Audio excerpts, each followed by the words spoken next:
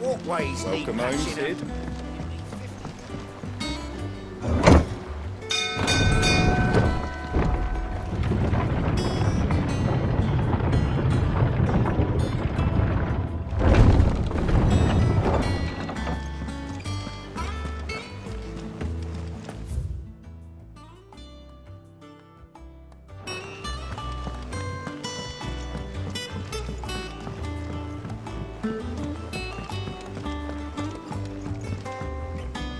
Here for another of my lectures. What is it that you wish to learn?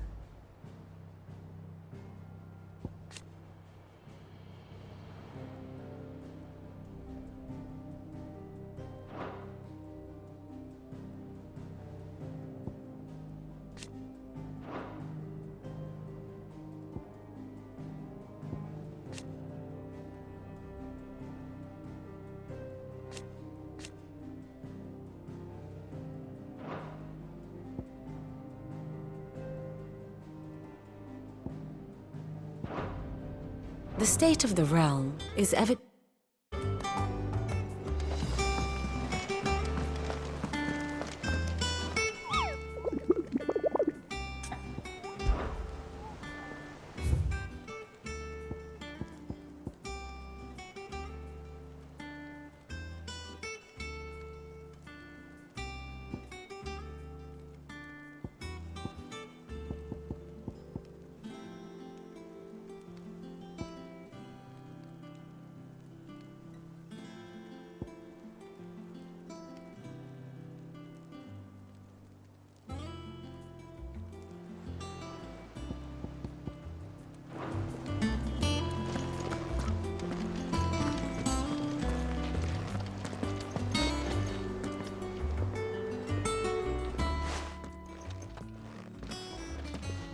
Clive, you're back.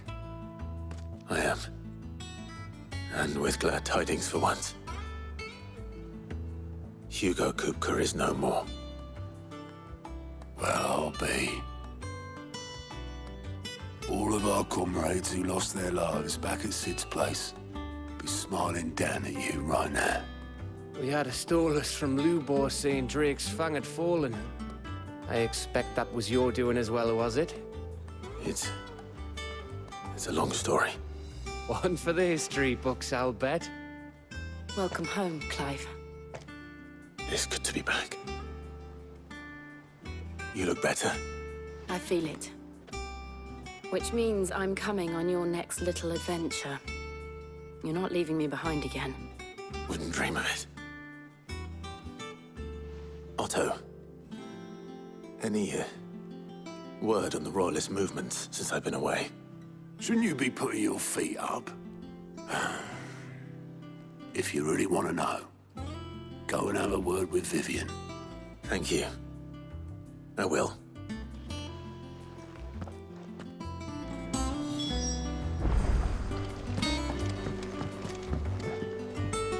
Ah, the conquering hero returns. And with hardly a scratch on him. I may have picked up one or two. Well, the fact that you came straight to me instead of visiting our resident physiker suggests that you picked up something more important. A scent. The scent of Waludas. The very same. But whatever plans Kupka was hatching with the Royalists, he took them to his grave. As did his men. Slaughtered by the orcs who'd taken over the Fang. Orcs, Vivian. I've never seen such creatures in Storm before. The Waludas must have ferried them over from Ash, but why? Why work to rescue Kupka only to invade his home, the mother crystal of an allied nation, and let both fall? It makes no sense. Do you know the tale of the blind men and the Adamantus? One can often be led astray by focusing too closely on individual details. One must instead see the bigger picture. And what bigger picture is there than my map?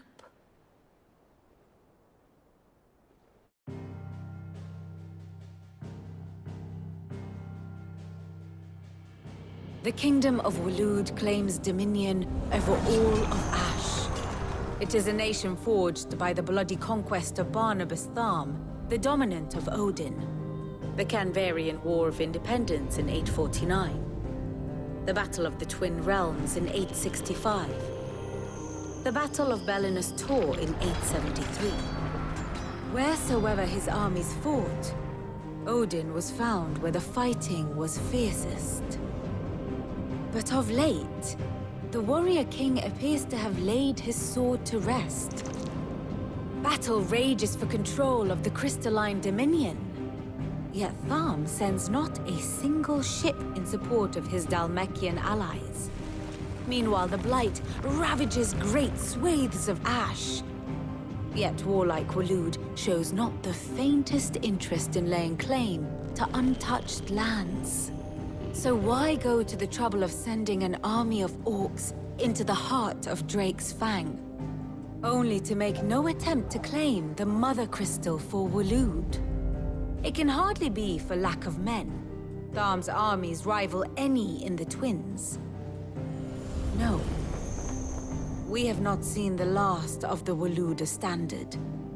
Odin will ride again. It is but a question of when.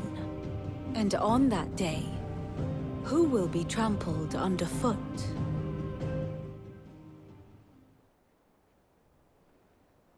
In summary, I know not to what end the Royalist betrayed Kupka.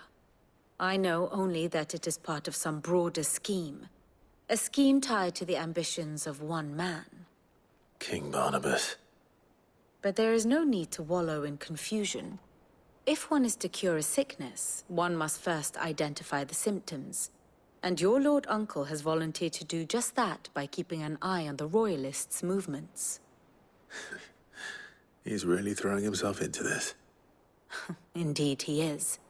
Which means all that remains for us to do is await his reports. Well, not quite all in your case. The people of the Hideaway must hear the news. Justice has been done. Hugo Kupka is dead. The wounds he left that night are still raw. Especially for those who lived with Sid the longest. Tell them that those wounds might finally begin to heal. Consider it the price of today's instruction. I've never known you to be sentimental. What can I say? I am only human. And we are, all of us, sentimental animals at heart. I suppose we are. Very well. I'll go and spread the word.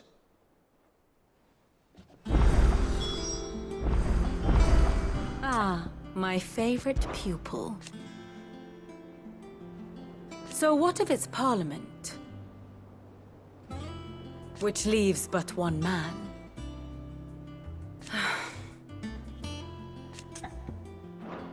Harpocrates. Kupka took...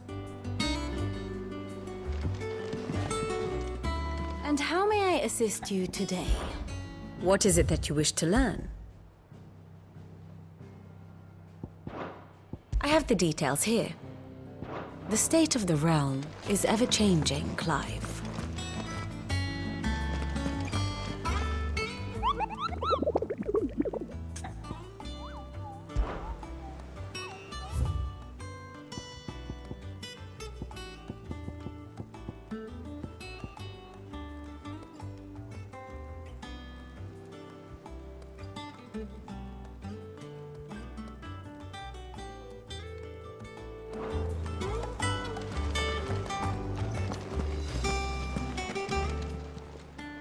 Fancy a look at the list, do you?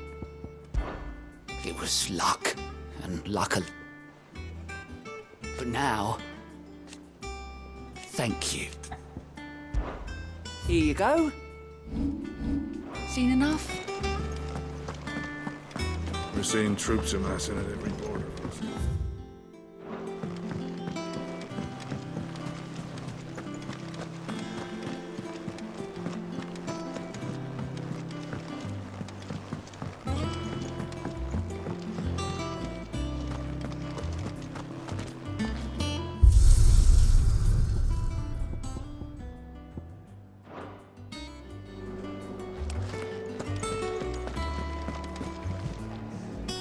Well, someone looks pleased with himself.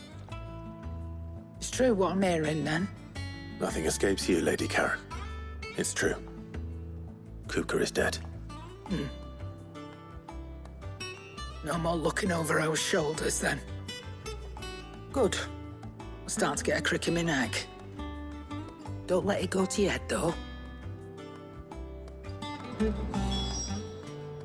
Is it business or pleasure? It's a relief. Thank you.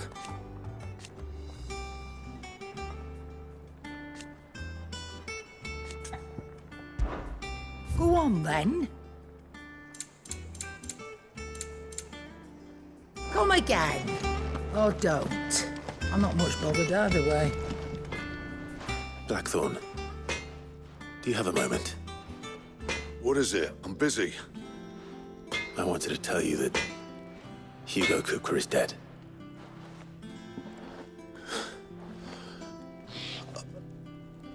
I can't tell you how long I've been waiting to hear those words. This is it then. A new beginning under a new Sid. I'll try to live up to the name.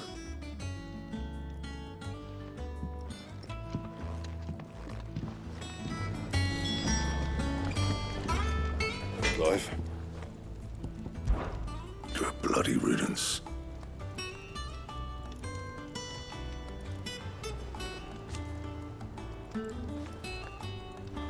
Mine included. So, will it be?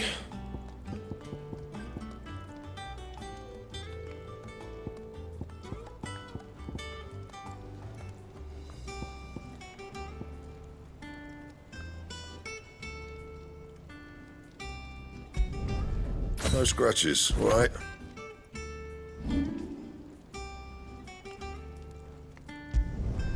You can thank me later.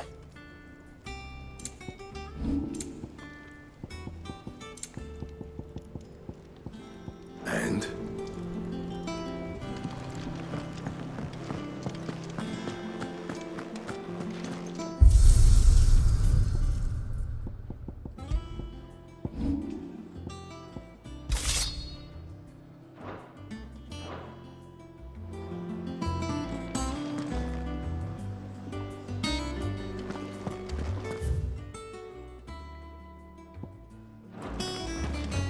The state of our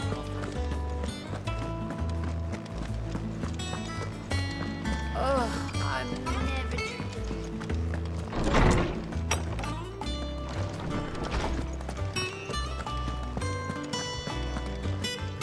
Ah, Clive.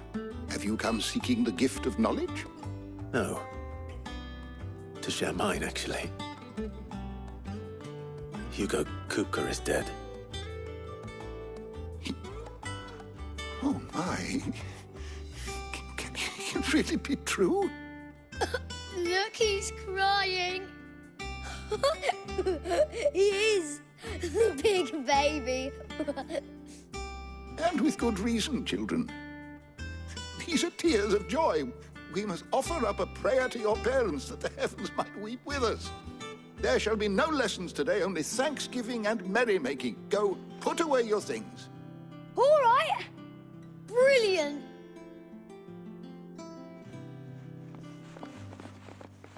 Finally, a new dawn has broken. It has. Thank you, Clive. I cannot wait to share the good news. Hippocrates. After Kupka fell, Ultima came to me. I need to know what he is. Have you learned anything?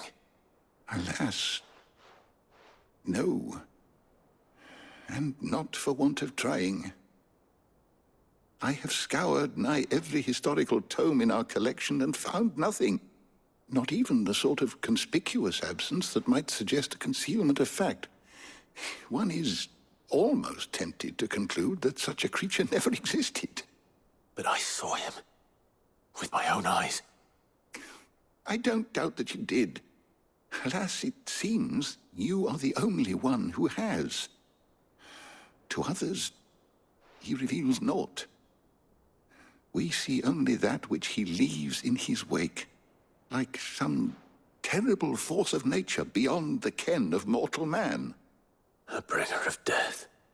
Whether the Ultima you met with was the being itself, or merely another projection of its power, I know not. But until I do, my investigations shall continue. Thank you. It means a lot. Right. Let's see if Otto has anything else for me.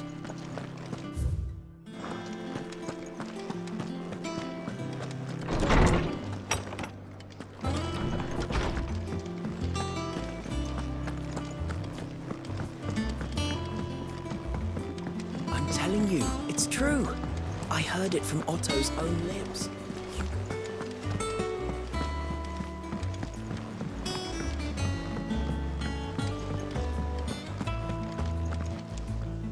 You barely sat down since you came home. Vivian got you running errands or something? Just spreading the word.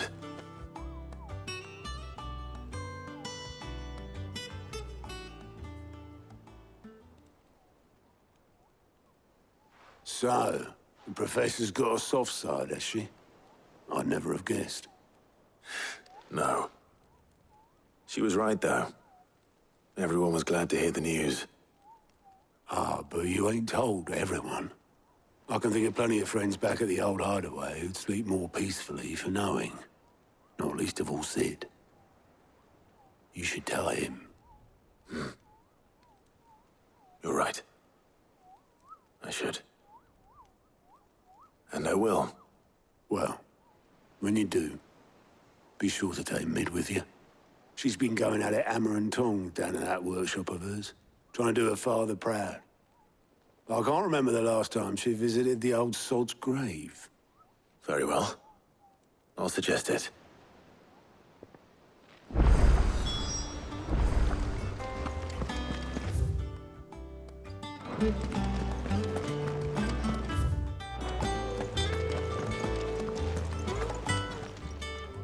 How are you doing? Quick look.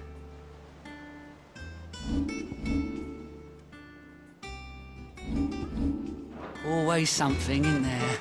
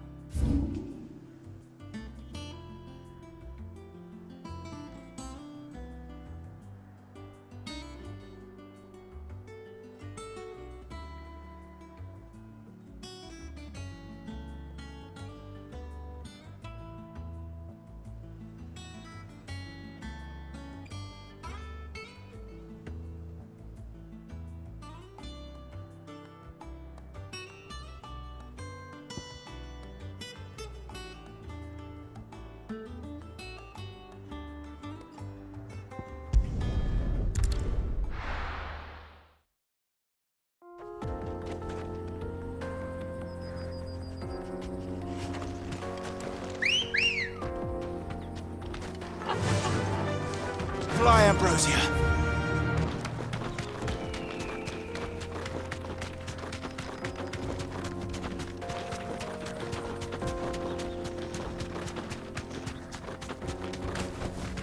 Straight home now.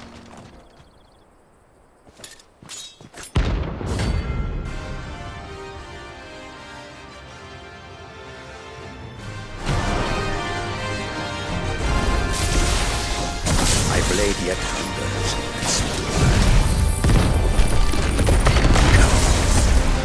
Let us feast on your flesh.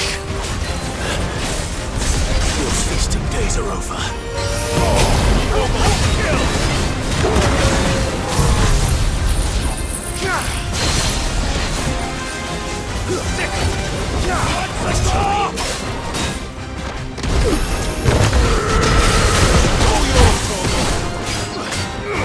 This one.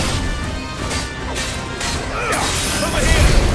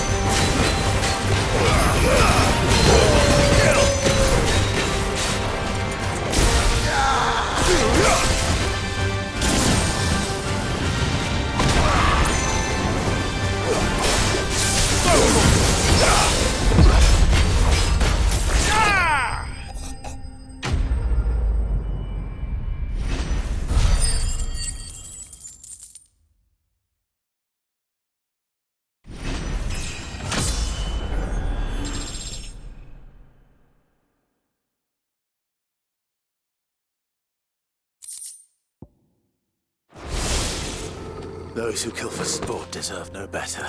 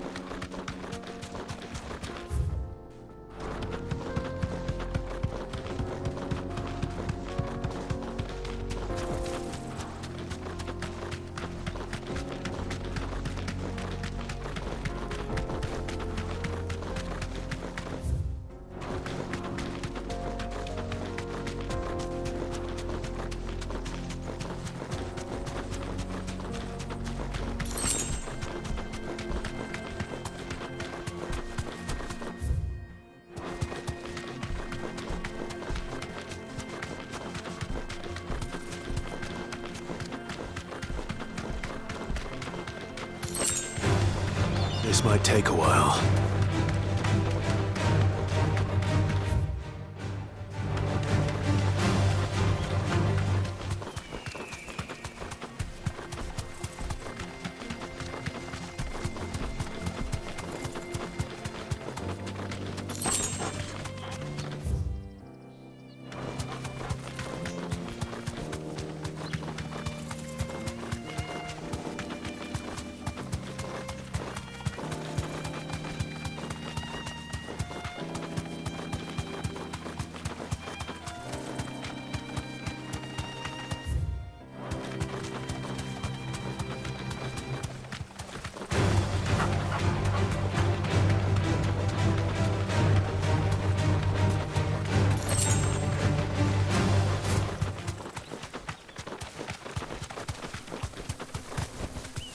You deserve a rest.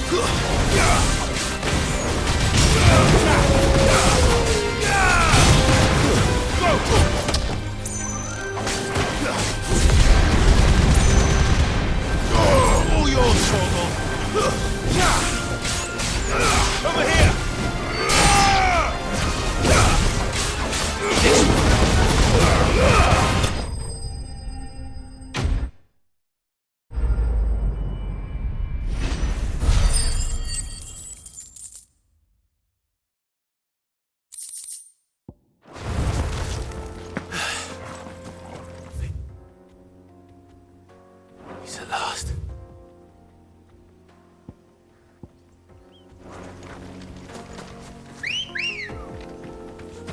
Ready, go? Run like the wind.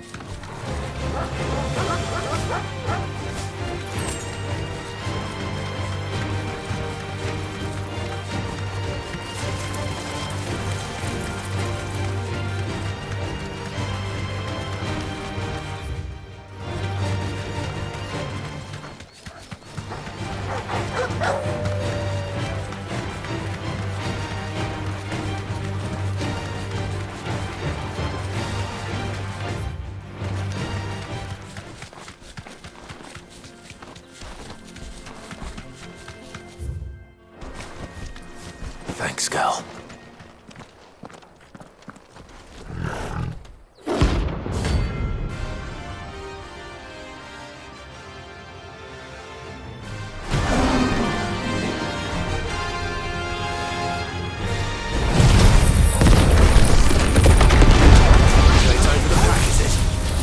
Let me introduce you to Brian.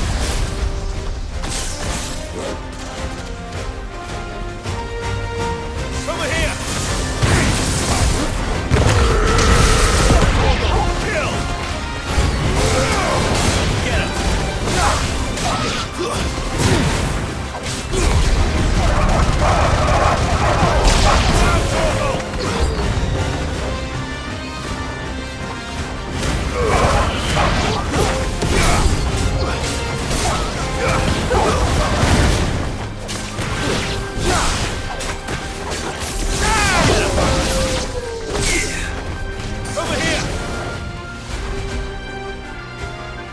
And then there was one.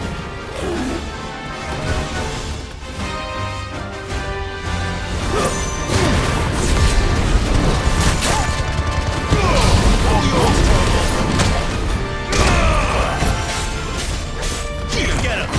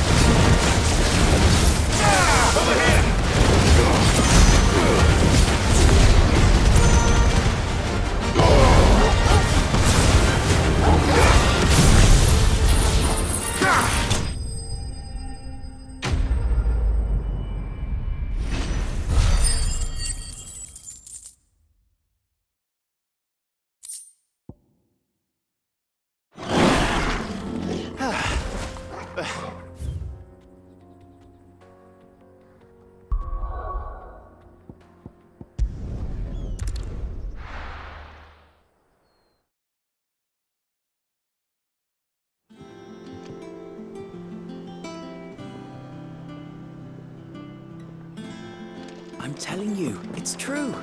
I heard it from Otto's.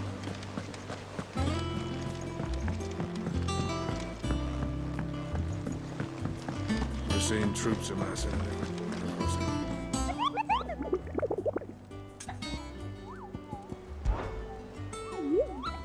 You mean the Iron Kingdom?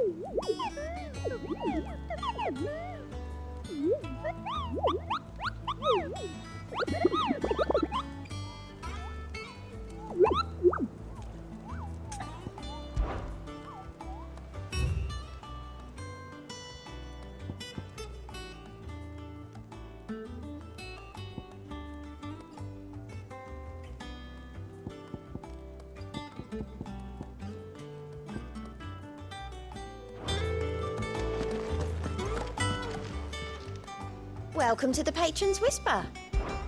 Kuka, but when I close my eyes. Only I don't know how. I wish you were here. Is everything we've received and everything promised? You earned this.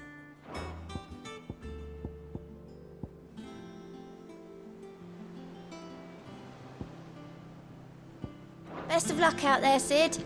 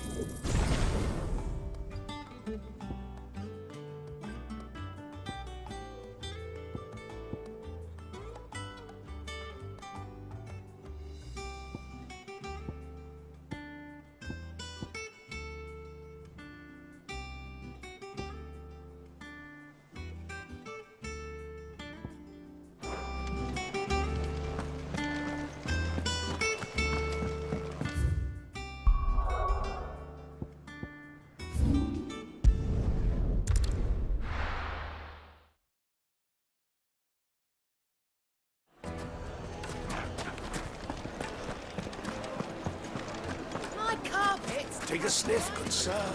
You'll need it. Gone, just like that. And without so much as a by your leave.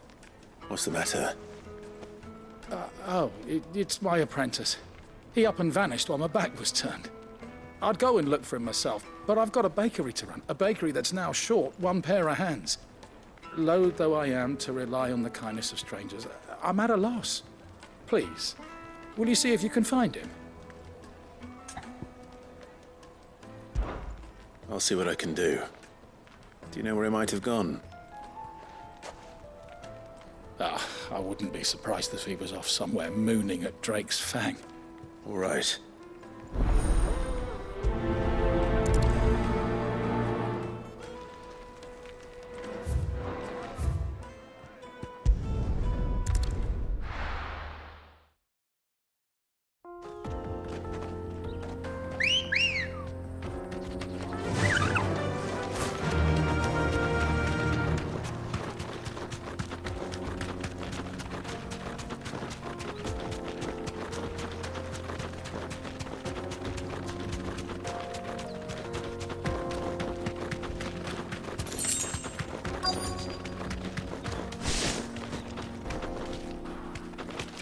Straight home now.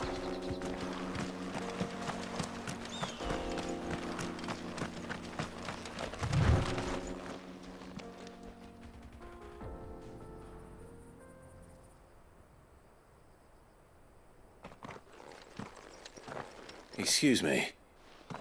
What do you want? The baker sent me to find you. I am a sorry, selfish sod, aren't I? Certainly not a baker. Master must have ruled the day he took me in. Time was the sight of the Fang used to calm my nerves. But now look at her. I take it you missed the Mother Crystal. I hated her, but she was all I knew. Worked her mines for years. And when she shattered, part of me shattered with her. I had to trade my pickaxe for a rolling pin. But I'm no good at baking. Every loaf I touch collapses. My bread's as hollow as I am. She was the only thing that could fill the hole inside me. Oh, I loved her, damn it. But now she's gone. She's never coming back. What am I supposed to do? I ask her. How does a shell of a man learn to live again?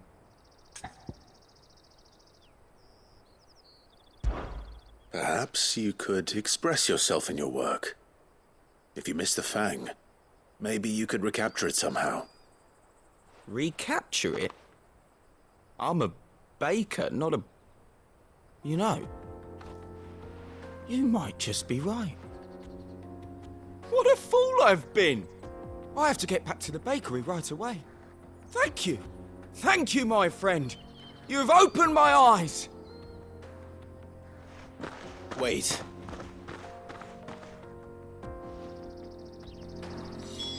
Suppose you won't be needing an escort then.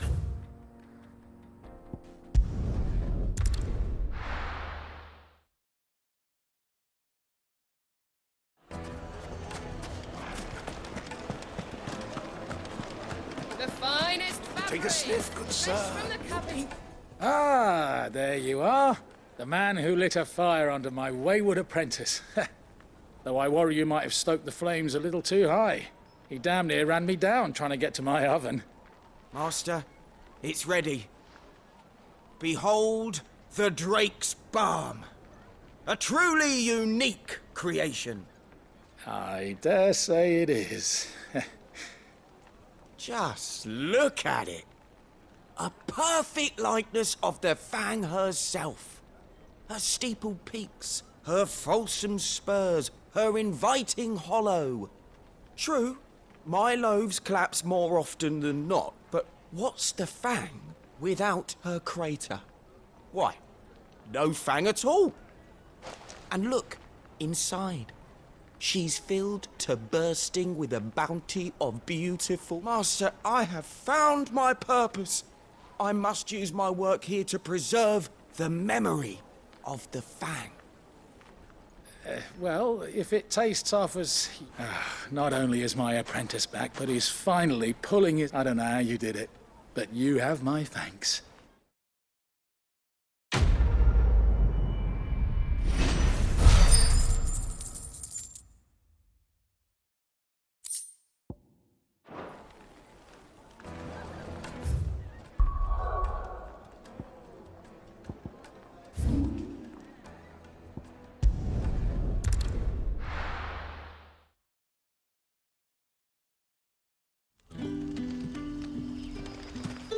Good day to you.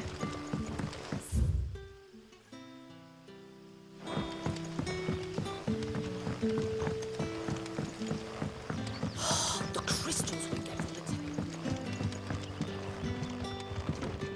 You haven't much, but you're free to look. I hope it's to your liking. We had to dig a new cellar. Ah, Clive. Your timing is exquisite, as always. I have a concern which you may be able to assist me with. Go on. There are whisperings afoot of shadowy figures having been sighted outside the village. Rustlings in the undergrowth, suspicious noises.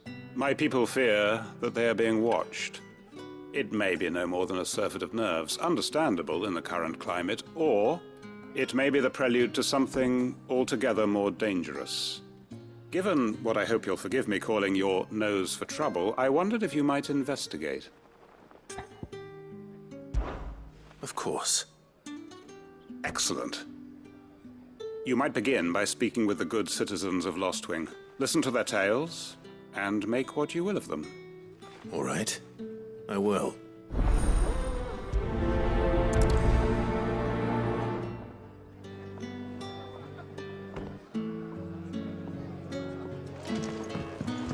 Right. Let's see what the people of the village have to say. I'd better find out if this is just nerves, or something we need to take more seriously.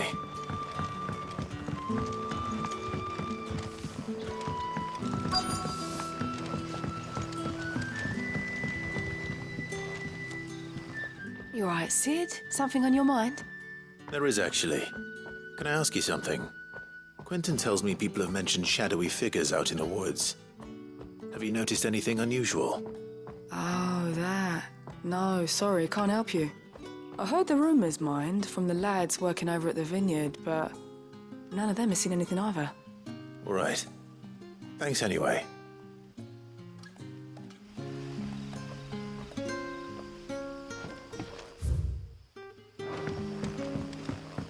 But when can I go on a special errand?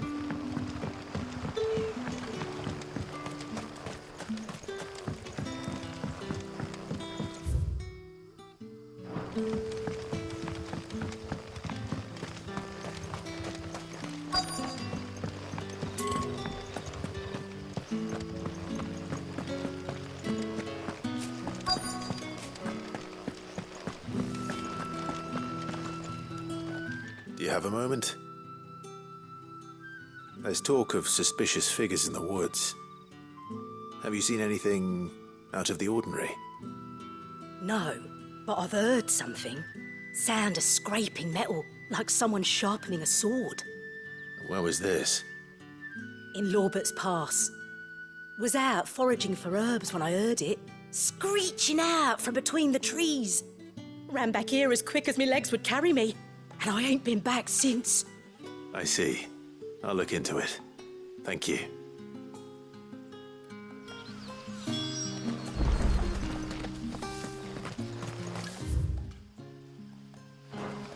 Seems Lorbert's Pass is our best bet then. What do you say, Torgal? Shall we go and investigate?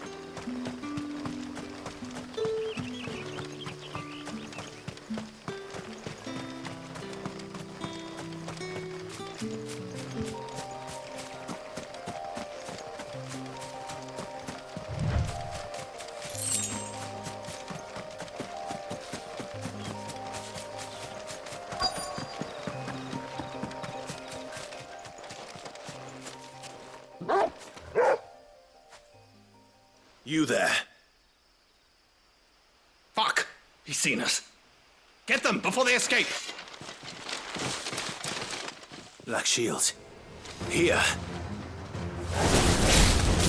What are you doing here? What is it to you? Not that we give a damn. What matters to us is that you don't leave here alive.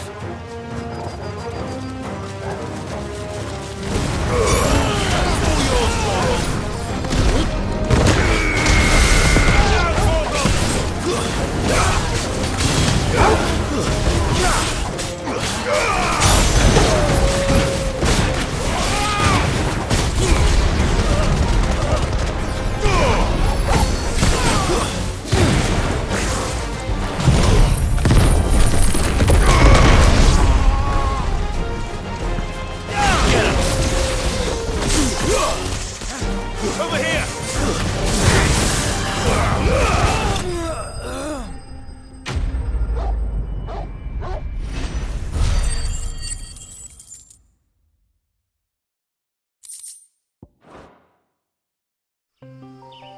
Why were they here? Were they planning an attack on Lost Wing? I need to...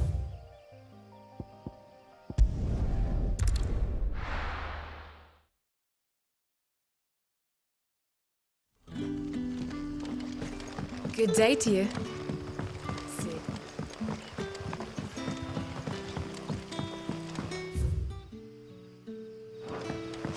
The crystals we get from the tail.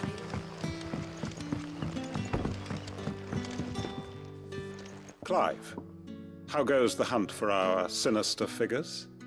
I found some Black Shields hiding near Lorbert's Pass. They're gone now. Black Shields. The Empress's former bloodhounds, though they serve another master now. One who means to root out and destroy both me and those I care for. And it would appear the pack has finally caught the scent of its prey. Damn it all. I had hoped I would have more time than this. More time to prepare. But if we are cornered, we have no choice but to bite back.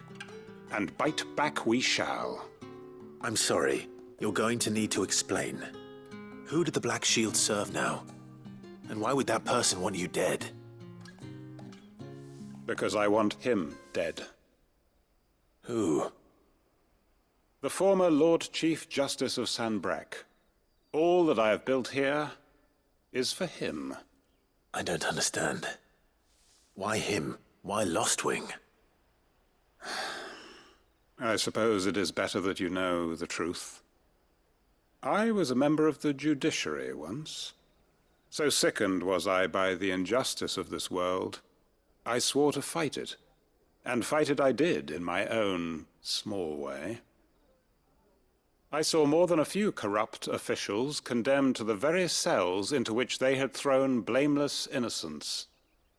Men to whom the law was but a scourge to turn against the powerless.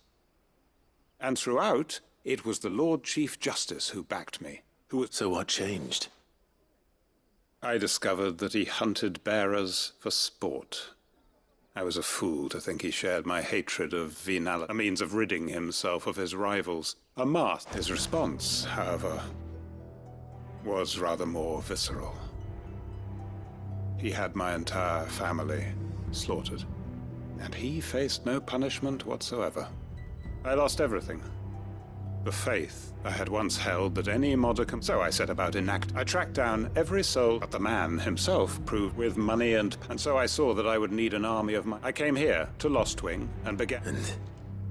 Of course. They too have seen faultless friends sent to the gallows to spare our wounds, others say. We know where he hides. What we did not know until now, how... Quentin. Our time is short. He may move against us at any moment, unless we move against him first. My friends and comrades, it begins.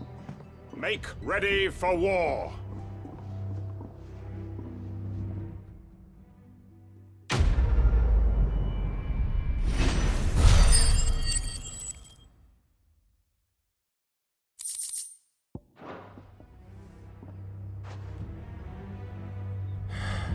I'm not not going to change his mind.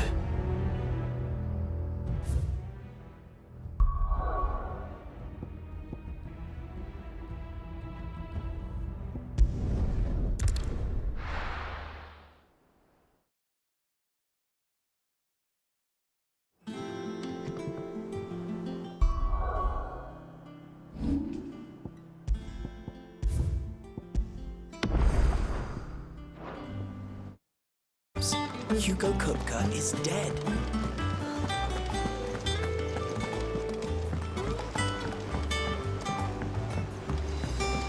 We're seeing troops amassing at every border.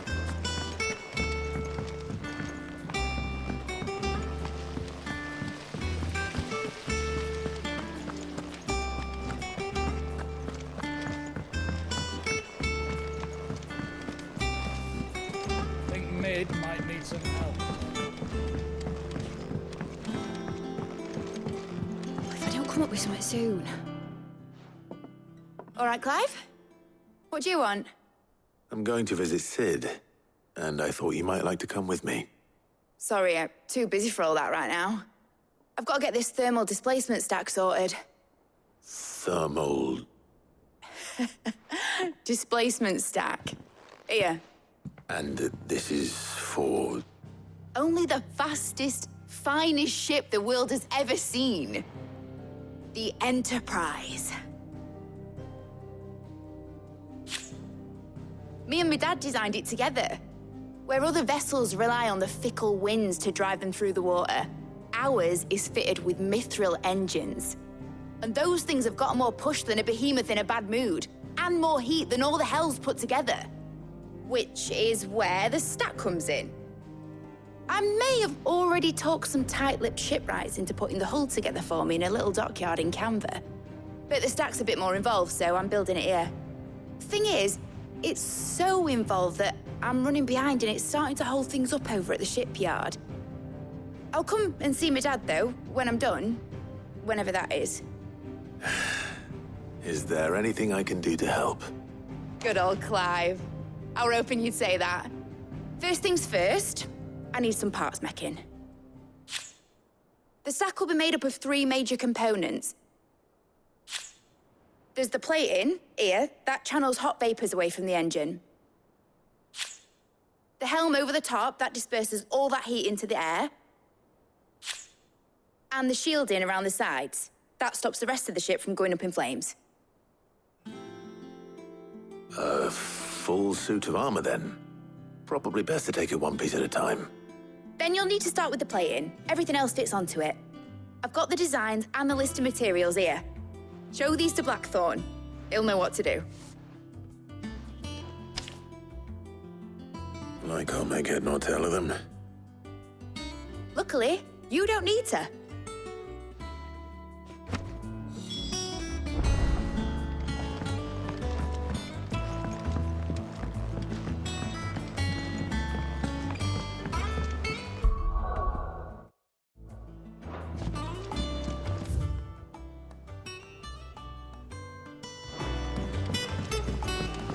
Editors started reading books that don't have any pictures in.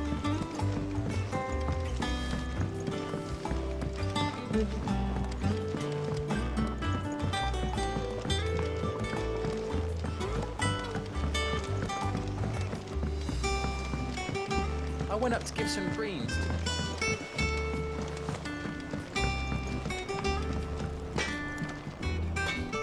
Blackthorn, can I ask a favor? Out with it. It's for Mid. This my last chance to say I'm otherwise engaged. Spare myself the arseache. Go on then. What is it this time? She said you would know. Here.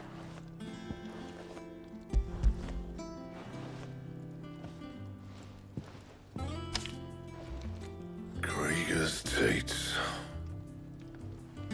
Well, I don't know what the hell you'd want this for, but I can make it. Won't be easy, though. And I'll need help. Get Gavinotto in here, will you? All right.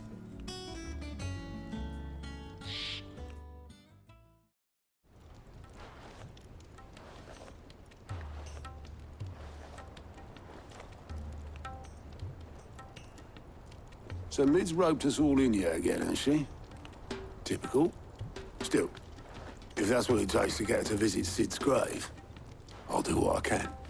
And, what is it we need to do, exactly? Take a look at this. It's this plating. The usual sword grade steel won't work. We need something that can get very hot, very fast, and still keep its shape. That means an alloy. Something that won't break or buckle at the temperatures she's talking about. Which is where you lot come in. I need materials, and I've got my work cut out already. You'll have to fetch them. Now, there's a special kind of sand I'm after that you can only find out in the Velcroy. Stardust, they call it. As for the rest of the stuff, my usual supply should have it in stock. It just needs buying and bringing back here. Well, we'll get it done quicker if we split up. One of us should probably give you an hand collecting the sand. And the other can go and get the rest from this supplier. Right then. Well, make your minds up who's going where, we can get this over with.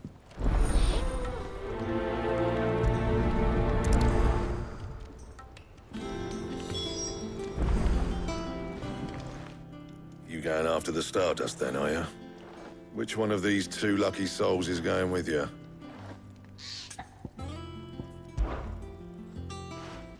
Gav, you're with me. All right, then. So, where do we find this Stardust stuff? There's a river that runs through the southern reaches of the Velcroy. It's the black sand that washes up on its banks that you're after. Southern reaches of the Velcroy, eh? That's down past Dalamil. I'll go and scout the place out. See about hiring us a wagon to bring the stuff back to. All right. I'll meet you by the river. While you're off having a paddle, I'll pick up the rest of the stuff from Blackthorn's supplier. Take care. You two, eh? Don't go letting him fleece ya. Fleece me? I'd like to see him try. In your own time.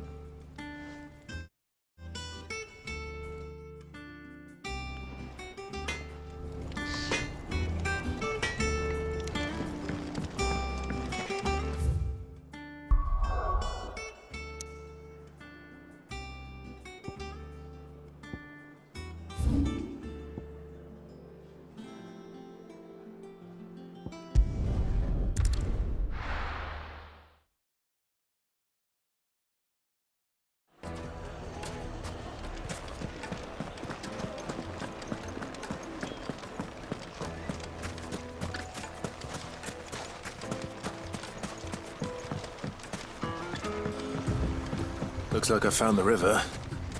Now where's Gav?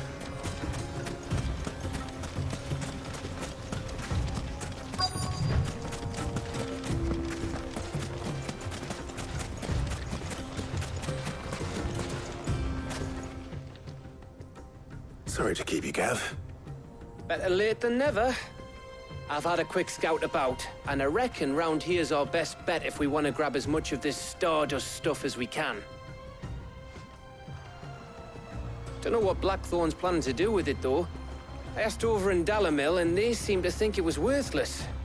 But if Stardust is what Blackthorn wants, Stardust is what he'll get. There's plenty of this stuff lying about, just begging to be bagged. Then let's get bagging, shall we? We shall. Race ya.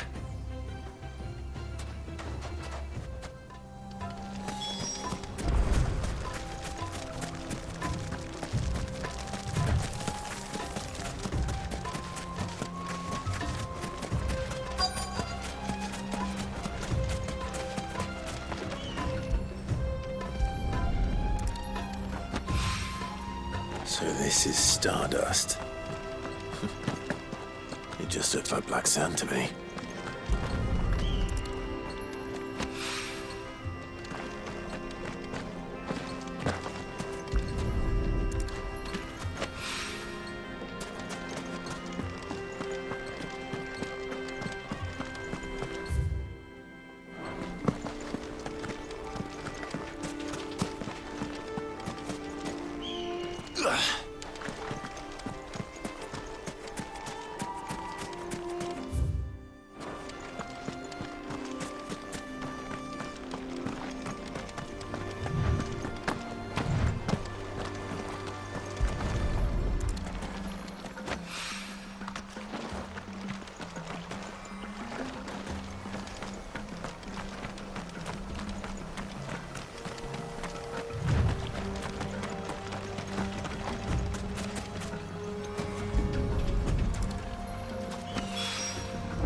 should be enough for now.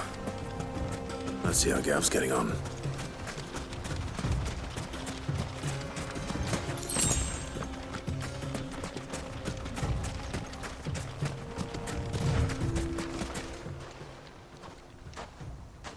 You finished?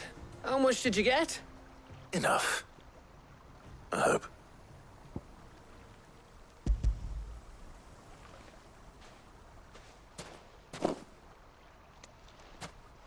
Oh, you win.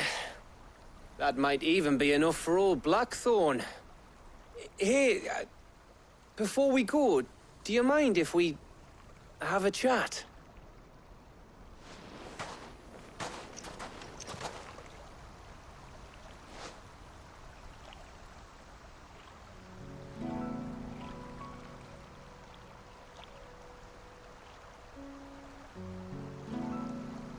Feels like ages since we had the chance to talk. You know, man to man like. It does, doesn't it? Back when you first took Sid's name, we were talking all the time. Working out what to do in that. There was a lot to work out. And there still is. Those shoulders of yours starting to feel the strain.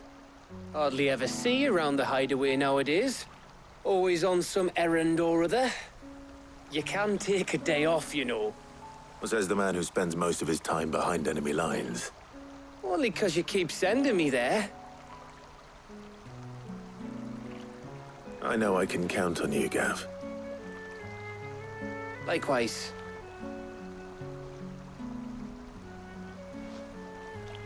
So you keep sending me wherever you need to, and I'll keep going. Safe in the knowledge that I have a home to come back to. Thanks to you.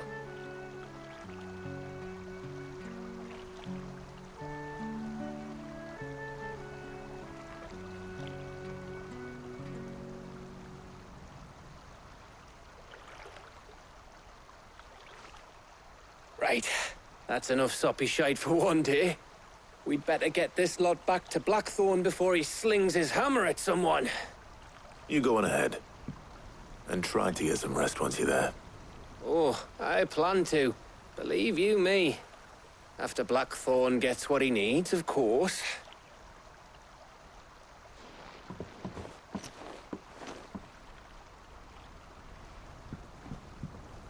Right. Ready to go home, boy?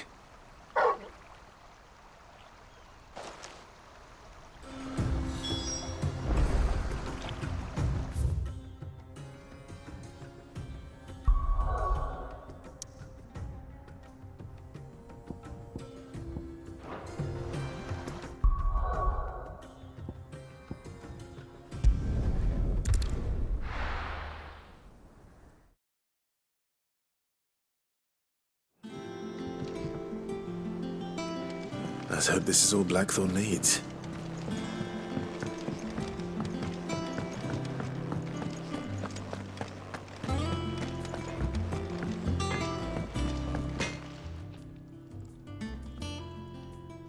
Blackthorn, got everything you need? Yeah. Yeah, I do. Cheers for the stardust. Should be enough to be getting on with. We should go out on maneuvers together more often. You know, it beats sneaking around on your Todd all the time. I'll make a start on putting this thermal plating together then. It will take some time, mind. So if you've got other things to be getting on with, I could do without you breathing down my neck. Thank you, Blackthorn. I'll let Mid know construction's underway.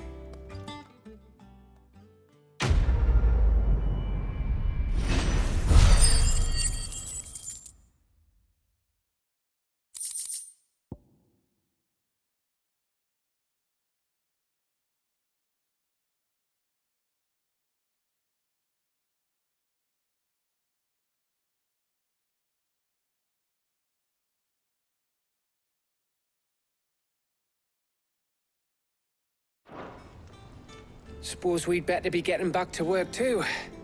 Give us a shout if you need anything.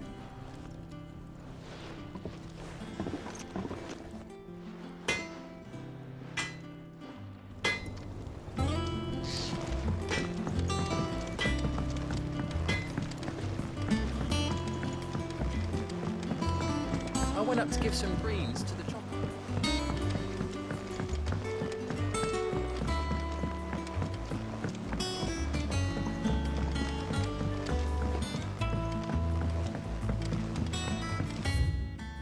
Mid hasn't really heard you.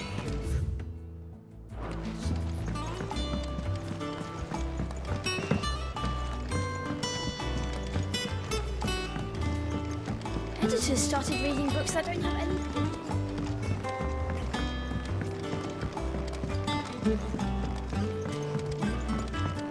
If I don't come up with something soon. You'll be pleased to hear that Blackthorn started work on the plating. Excellent. 1 down, 2 to go. So, what's next? The helm, of course. For this, we'll be repurposing fallen scrap. Salvage from the ruins? I thought that material was all but impossible to work.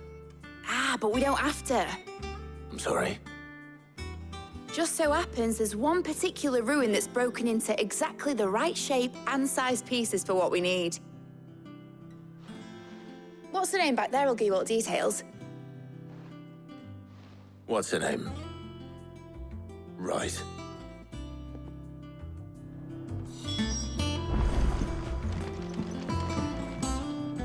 Oh, Sid, is this about the helm?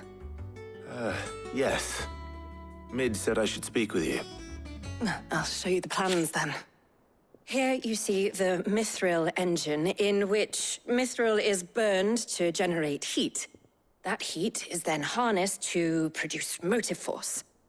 Excess heat is dealt with by means of the thermal displacement stack, which disperses it into the surrounding air. Now, were we to rely on thermal plating alone to achieve this effect, the rate of excess heat buildup would far exceed the displacement coefficient of the plating.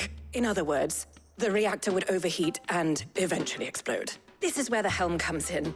It connects to the plating, you see, and serves as a sort of thermal sink to absorb all that excess energy. Our experiments have shown that fallen ceramics are remarkably thermophilic. They can withstand and absorb levels of heat far above anything we are able to make today. And not only that, they're also waterproof and immune to rust, making them the perfect material for our protective hood. Why? If sea or rainwater were to enter the reactor proper, it would vaporize instantly.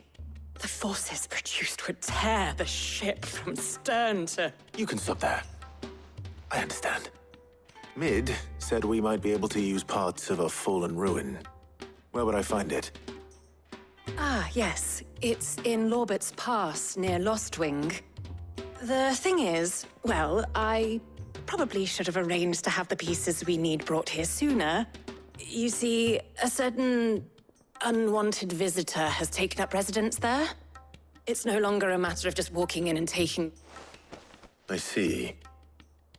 Then I suppose I'd better deal with this unwanted visitor for you. Would that help? Oh, very much. I'll gather my team and head there right away. We'll meet you outside the ruins.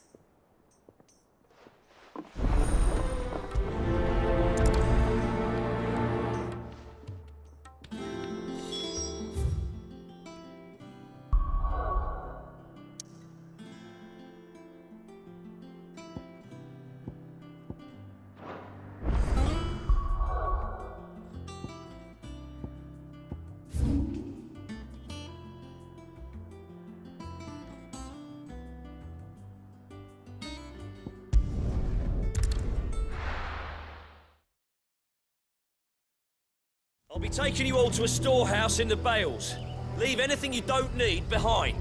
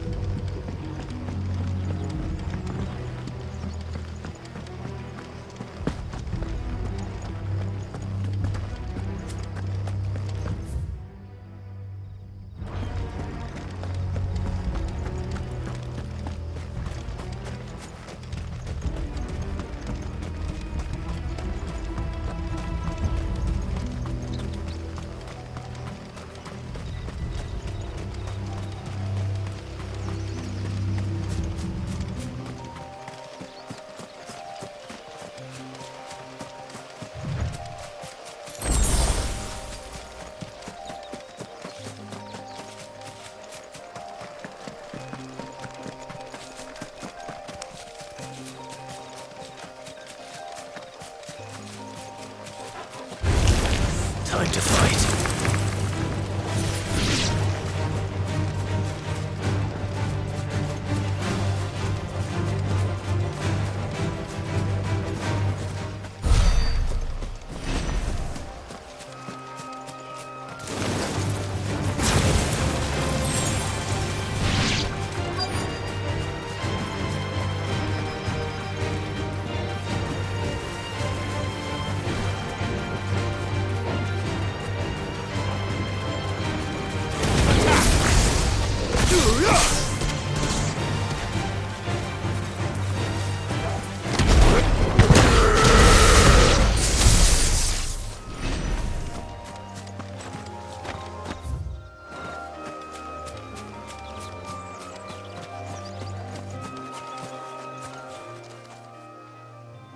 Oh, there you are, Sid. Thanks so much for coming. The, ruins are just over there, as is the creature I told you about, I'd imagine. Would you mind? Of course. I'll be right back.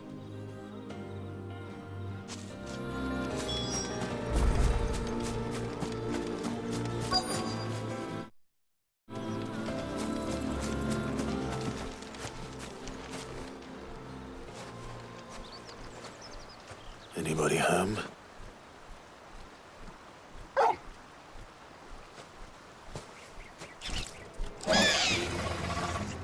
This must be our unwanted visitor. Time to go.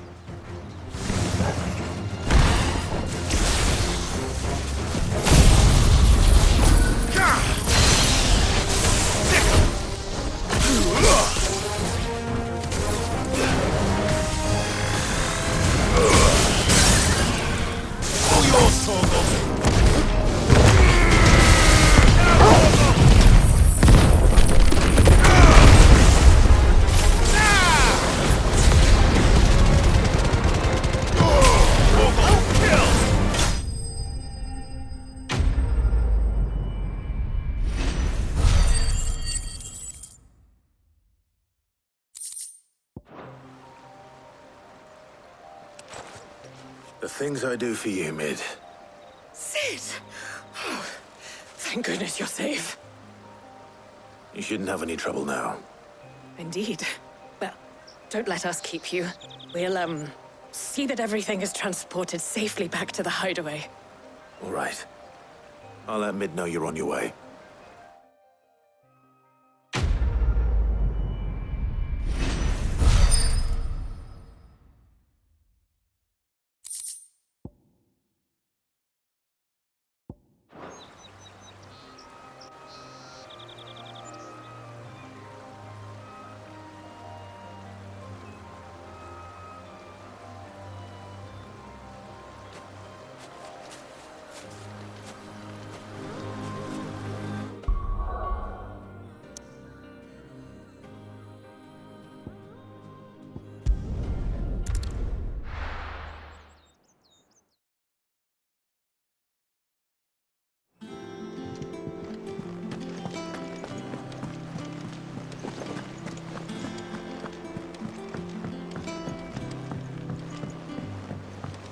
We're seeing troops amassing at every border.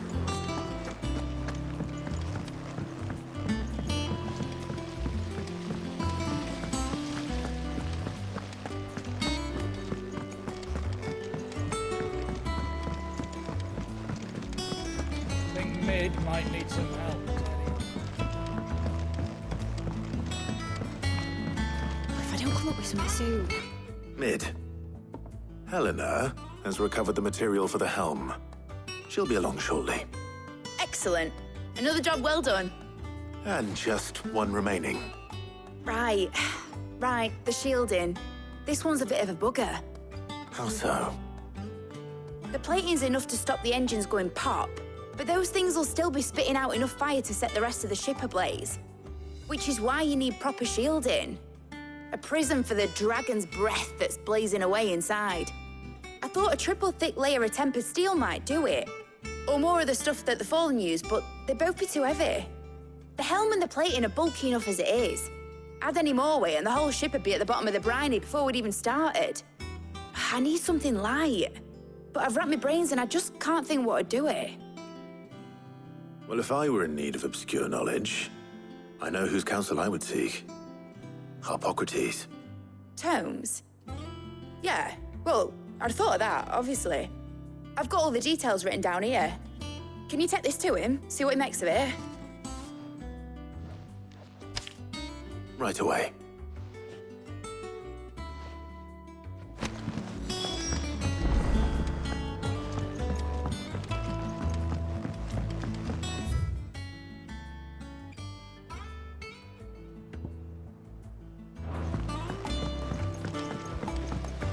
Editors started reading books that don't have any pictures in.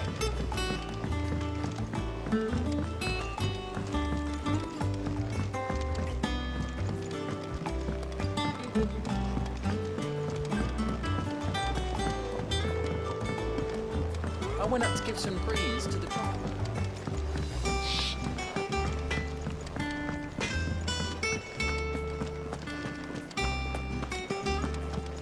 Thanks to Sid.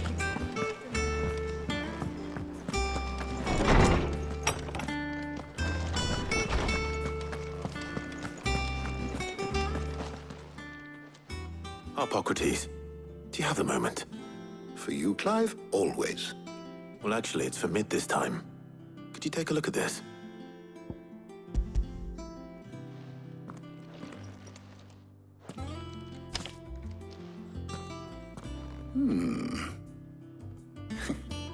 Shielding for a mithril engine.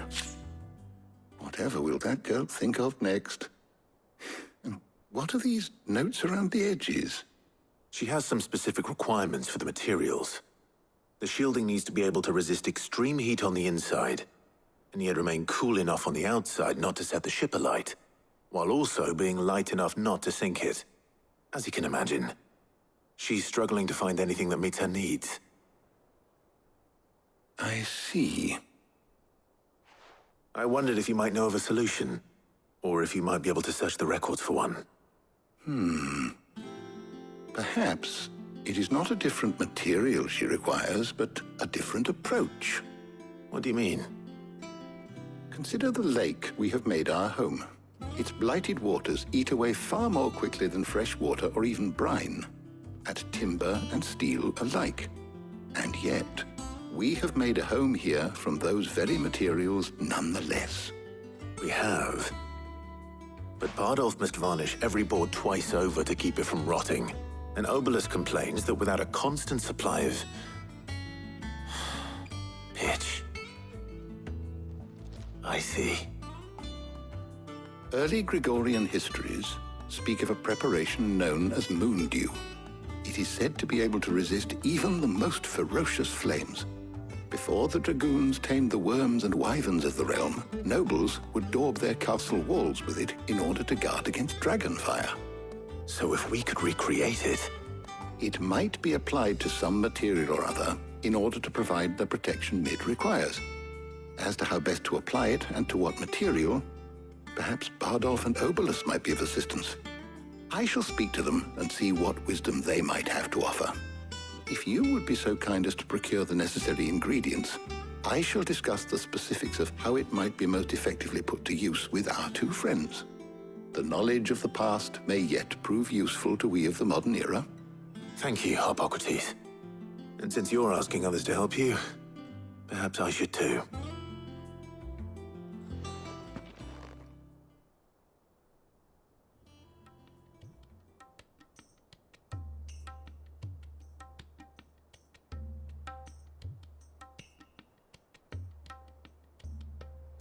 So you need a hand, do you? We do. I'll be heading to market for the ingredients we need. I could do with some help. And some company, too. The other can assist me in researching how best to prepare the shielding itself. Can we count on your aid?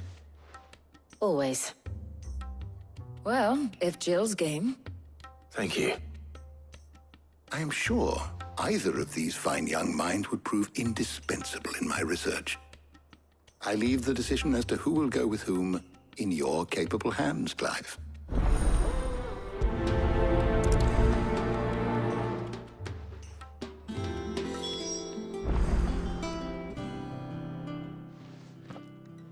So, Clive, have you made your decision? Who will accompany you on your little excursion? Very well. So then, what do we need to find? I have taken the liberty of preparing a list. Here. White chocobo eggs. Pepio nuts. Are you sure this list is right? Everything on here seems very edible. I would have thought the ingredients would be a little more exotic. Though these items may seem mundane, they have potent effects that are rarely exploited, effects for which they were once highly prized. So much so, in fact, that they were harvested almost to extinction, hence moon dews having fallen from favor. Now, of course, they can be obtained with ease. You should be able to find everything you need at the market in Northreach. Is that so?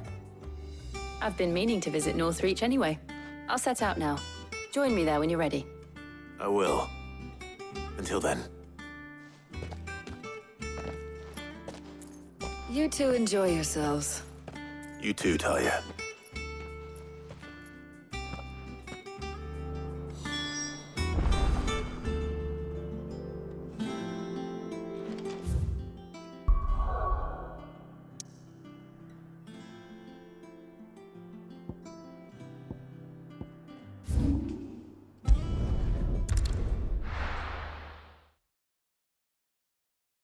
Now, where's Jill?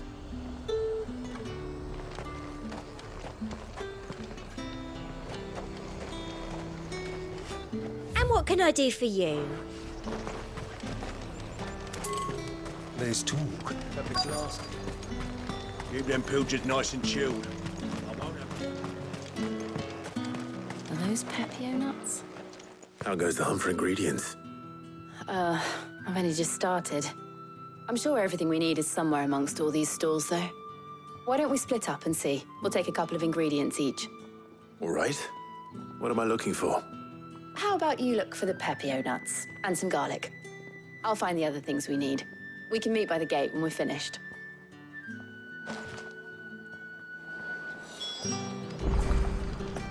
Up! You'll not find a bruised pippin. Fresh cuts! Come and get them. What can I interest you in today? Ah, yes.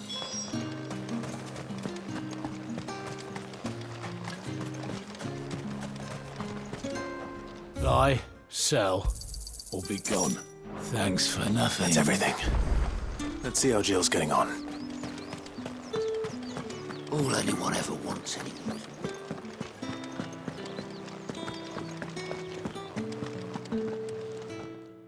Did you find everything? I did. Here.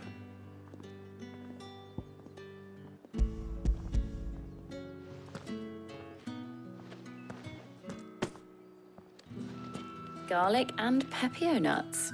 Perfect. Now all that remains is for Harpocrates to somehow turn all this into what Mid needs to keep her engine cool.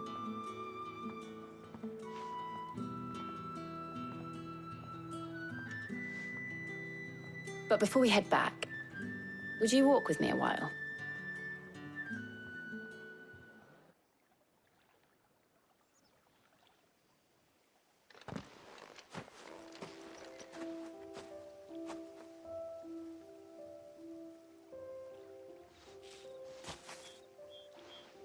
Thank you for asking me to help you today. It makes a nice change. It does.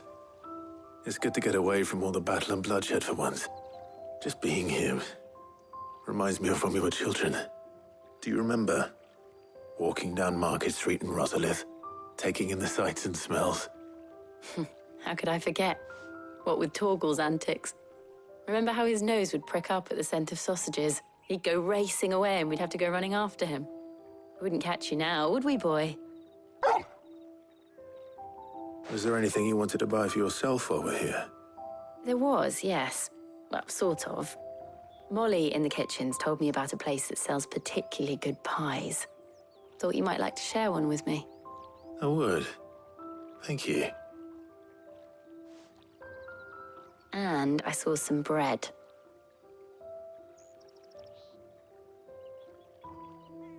big white cobs like the baker back in Rosalith used to make. What do you think? I thought we might get some soup to dip it in. But then I tried a slice of the butcher's dry-cured ham, and it was just... oh. You all right? Sorry. It's just... you're right. I really do feel like a child again being here with you.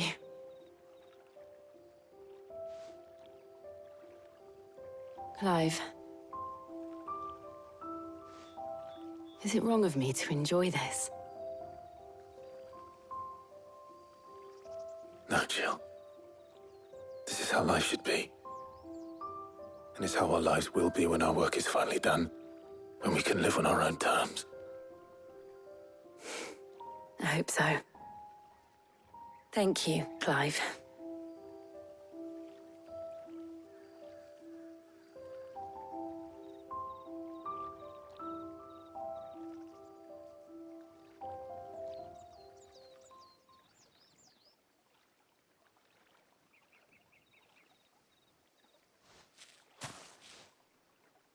Well, I suppose we better be getting back.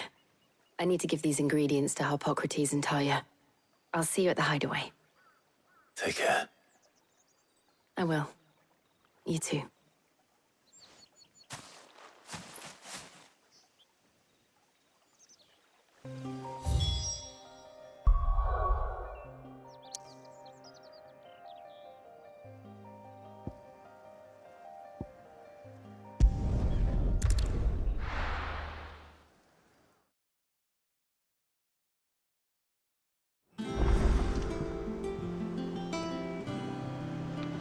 I wonder how Harpocrates is getting on with the moon dew.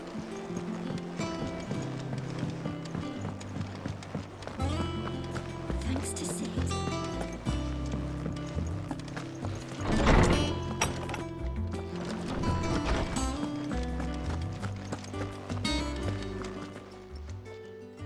How's work on the shielding progressing, Harpocrates? Well, very well indeed. And thanks in no small part to your kind assistance. I was just explaining to Talia how we might best go about preparing the moon dew. And now that we have all the ingredients, we may begin. You can count on me. I've mixed more than a few mysterious concoctions in my time. I'm sure you have. What about the shielding itself? Work is underway, under the watchful eyes of Bardolph and Obolus. Apparently, it'll be ready soon. Thank you. All of you. Right then. Jill, would you join me in the infirmary? Many hands make light work and all that. Of course.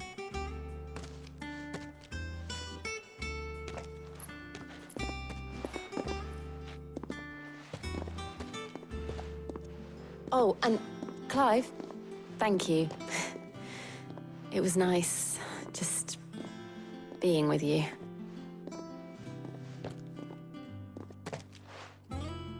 It appears our work here is almost at an end. A shame. I was enjoying playing the man of action for once. When both the shielding and the moon dew are ready, it will merely be a matter of applying the one to the other. Followed by a rigorous process of testing and retesting, of course. Perhaps someone ought to warn young Mid of that. Leave it to me. Thank you, Harpocrates.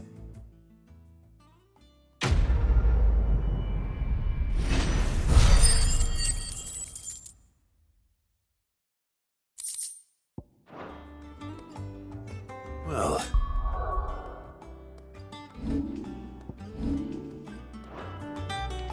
I'd better go and give Mid the good news then.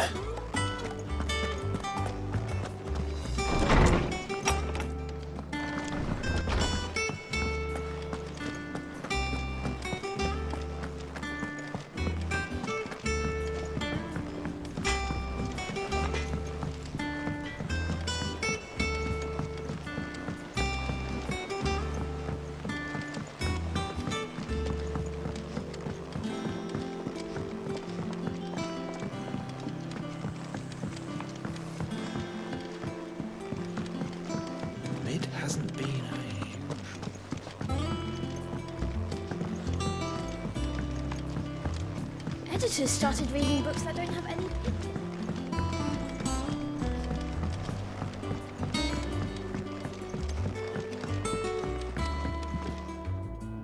Sorry to keep you waiting, Mid. But you'll be pleased to know that work on the shielding is underway. You found something for it? In a manner of speaking, Hippocrates knew of a substance that's highly resistant to heat, a coating that should provide the protection you need.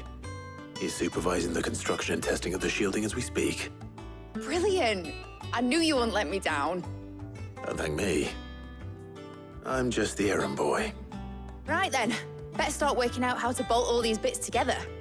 To the Black Hammer!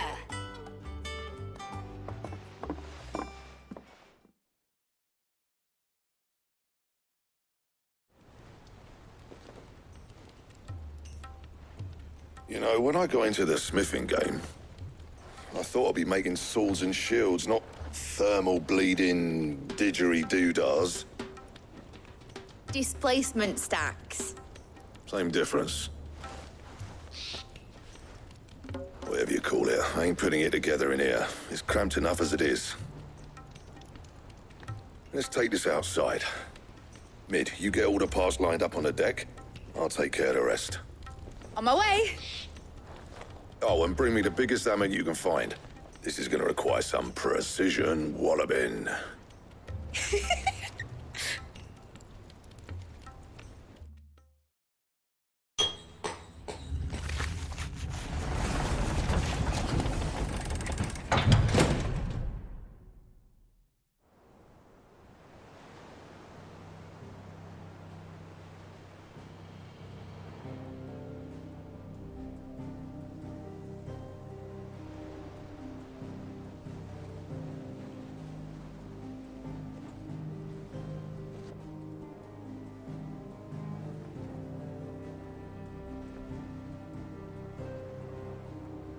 It's finished! It's finally finished! Thank fuck for that. I'll be feeling my hammer arm for weeks. Thank you, Clive, Blackthorn, everyone. That's one down and just 3 more to go. I'm sorry. Oh, didn't I tell you? The Enterprise has 4 mithril engines, and we'll be needing a displacement stack for each. You don't mean... Don't worry. Now they've got a finished one to work off, my gang in Canva can build the rest. Good luck to them, I say. Right, I'm off to get a sling for this elbow. Any other work comes in, keep it to yourselves, eh?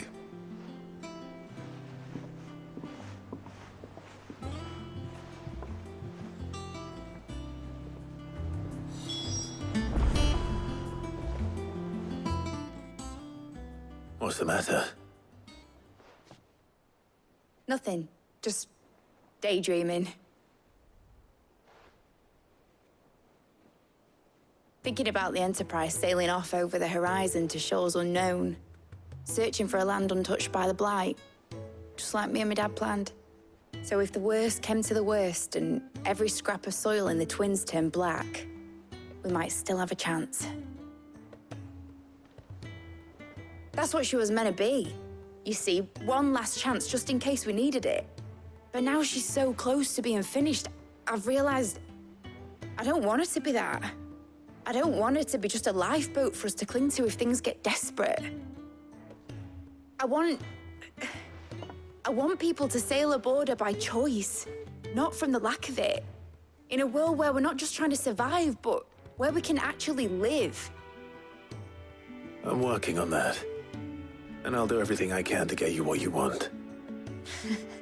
Don't you always? All right. My mind's made up.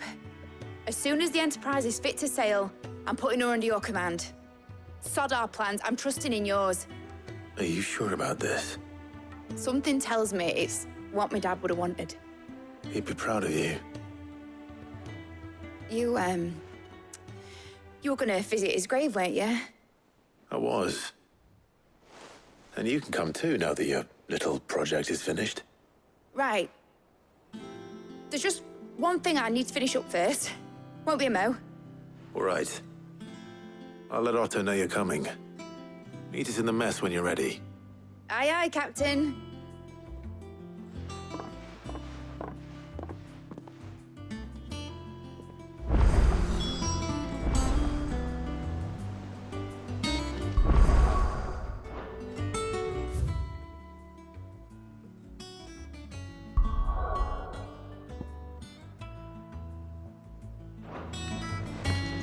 told me she was building a ship.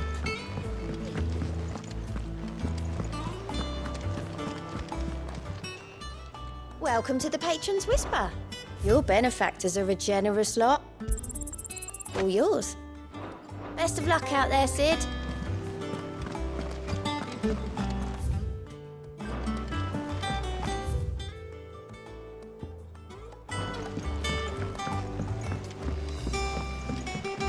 Is that the thing Tomes helped with?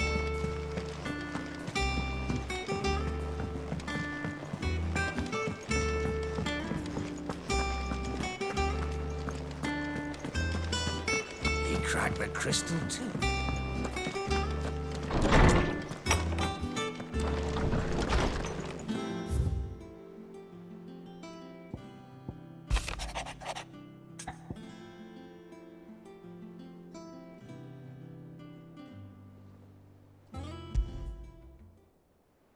Trouble with the ledgers. Shouldn't he be asking Otto for help?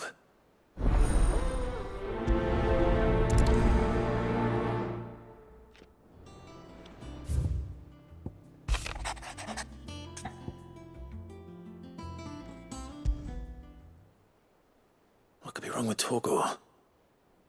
He seemed well enough when I last saw him.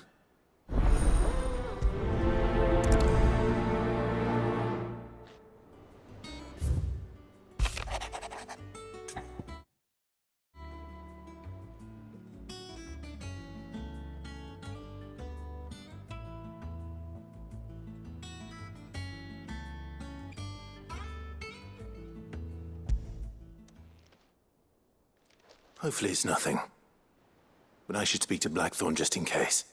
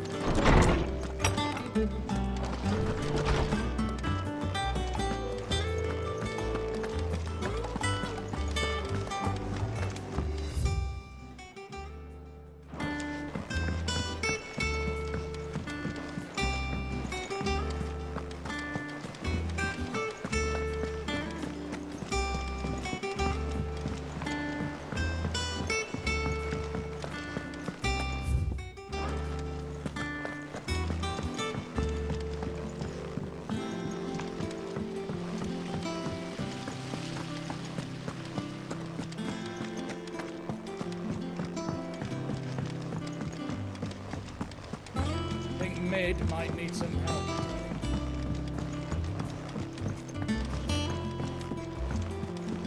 Well, here, Sid. Let's hear it. Well, it's about this alembic, the lovely bit of kit it is. Bunging a solution. Problem is, it won't always, which is why I've been looking for something to...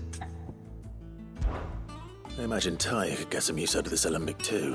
Proper. So what exactly do you... Nothing but bomb ash'll do. Says gave me a sample she'd obtained from the university stores. Couldn't believe my... You pour the blackest blight water through it. So, and do you know what I found out? It's only the blip... I take it that's where I come in. I saw a billet on the hunt board. Would have gone myself, but, well... All right. Thank you, Coin.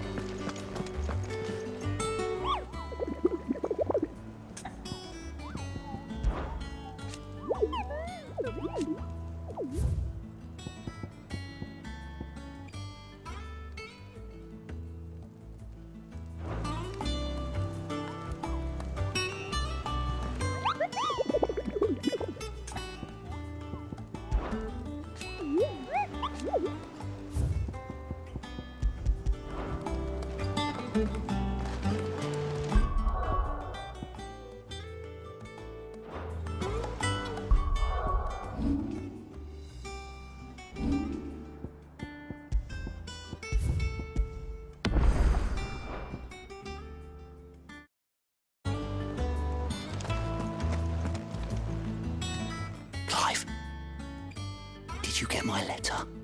That's why I'm here. Shh. Otto might be listening. Is this better? A little. Listen. I've some bad news. It turns out the Hideaway may be slightly behind in its payment to certain lenders, and it may be my fault. But I swear to the goddess, I thought I had the numbers square. Sadly, that square turned out to be more of a circle. 0, you might say.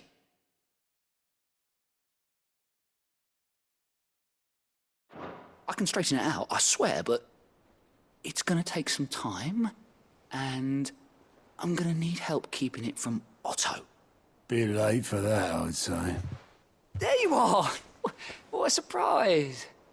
So let me get this straight. You forget to pay our lenders what they're due, and instead of coming straight to me, you get Clive to come to you. And I hope he'll dig you out of the hole you've dug for yourself. Clive, the man in charge of the place you've been cheerfully trying to bankrupt. And you thought this was a cunning plan. Why? Well, who needs paying? Oh, just Martha. And the Dame. And, well, Lady Karen. But only 500 talents. We owe 3 of our most trusted friends 5 million gil. Each. 5 million each. They lent us the bulk of the money we used to rebuild the Hideaway, you see, and, well, I must have made some sort of oversight. Those ledgers were my responsibility, and it was my decision to entrust them to you. This is my fault. Do we have that much to hand? I can always ask my uncle. No, we don't. And no, you won't. We've lightened Lord Rosfield's purse enough. After the king's ransom we had off him, he deserves better than to see our begging bowl. Besides, we'll need to learn to stand on our own if we're gonna make this work. All right. But that doesn't mean you have to shoulder the burden yourself. Is there anything I can do to help? There might be. How'd you fancy taking these to Martha and the Dame? Rocks. Rocks, he says. Worth 1,000 talents apiece, these are. A little something Sid and I set aside for when times got lean. And I reckon 15 million in overdue debt probably qualifies. I just hope our associates' eyes are a bit more discerning than yours. I'm sure they will be. Should be me making the rounds, really. But you know how it is with this place. Orders to bark, arses to wipe, and all that. I know. Which is why I don't mind going in your place. Go. Do you know why I only gave Master Clive here 2 star rubies? Because you'd rather Lady Karen killed me. Because I'd rather Lady Karen killed you. Yes. Well, I suppose this is goodbye then. Don't worry. I'm sure Karen will understand. Really? Do you think so? No, I don't.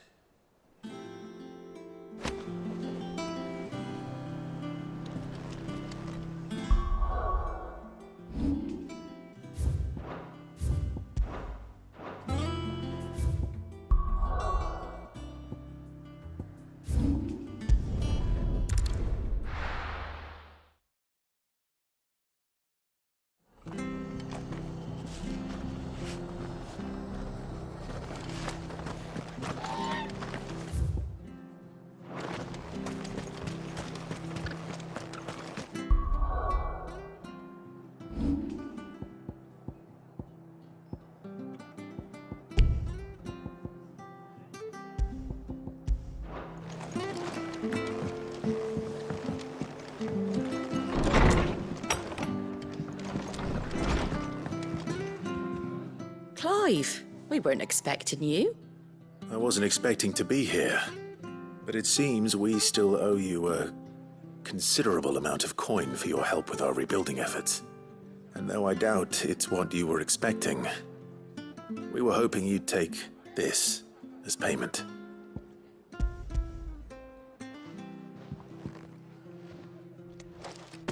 A star ruby? I can't accept this. It's worth at least twice what you owe me. More if you can find yourself the right buyer. Think of the difference as interest. Interest? If word got out I charged that much, no one would ever borrow from me again. Anyway, why are you the one here asking me about this? I'd have expected Otto. Bit much sending the Lord Marquis out to settle your debts, isn't it? The old goat working himself to death again. Something like that. Most days I think he's the only reason the hideaway's still standing. Same as always, eh? Back when the place was nothing but a twinkle in the eye of a recently retired Lord Commander, word is he was the first one Sid reached out to. Probably knew that without his strong arm and level head, the idea would never get off the ground. Sid may have been the face of the hideaway, but Otto's always been the backbone. And when Sid passed away, we were all worried that would be the end of it. That Otto would just give up. His death was hard on everyone. But it must have hit Otto hardest of all. But he didn't give up, did he? Quite the opposite, in fact. If I recall, he was the one who nominated you as Sid's replacement, and rallied the rest around you. I reckon what he saw in Sid, he saw in you too. And don't we all? Doesn't hurt that you're half as stubborn and twice as handsome, neither. That, and you keep good company. I suppose I do.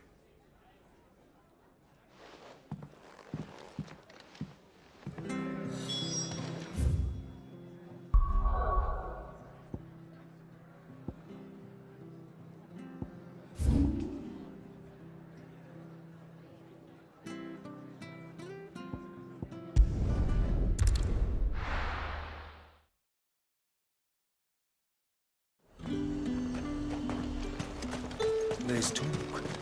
How the hell is anyone supposed to...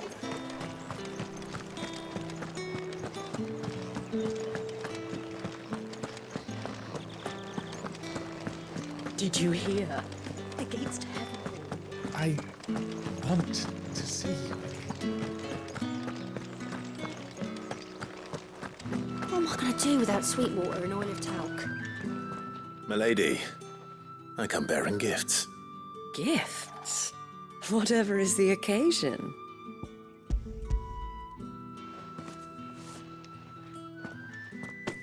Oh my.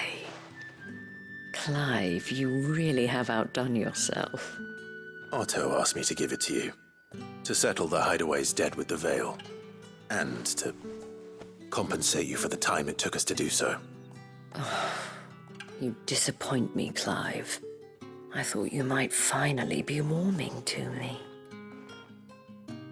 Tell Otto he can keep his baubles.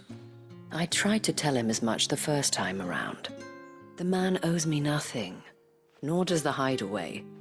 My contribution to the restoration effort was made freely and willingly. It was the least I could do. You once told me Sid did you a kindness. I'd like to do the same. Please, accept it. For my sake. And for Otto's. For all of us. For all you've done. It is rather fetching, isn't it? Very well. Otto is lucky to have you, Clive. I doubt anything could ever replace his son. But you and the others at the hideaway are the closest thing he has to family. Otto had a son. Long ago, yes. Sid told me Otto lost him when he was just a boy, and blamed himself for not being able to stop it. I don't know how it happened, whether there was anything he could have done, but it was clear that it weighed heavily on him. I didn't know. How could you have? I doubt anyone did. Besides Sid, I've never met a man more keen to bear his sorrows in stoic silence. An ill habit, given that both have always been surrounded by friends desperate to help them. I'm beginning to see that.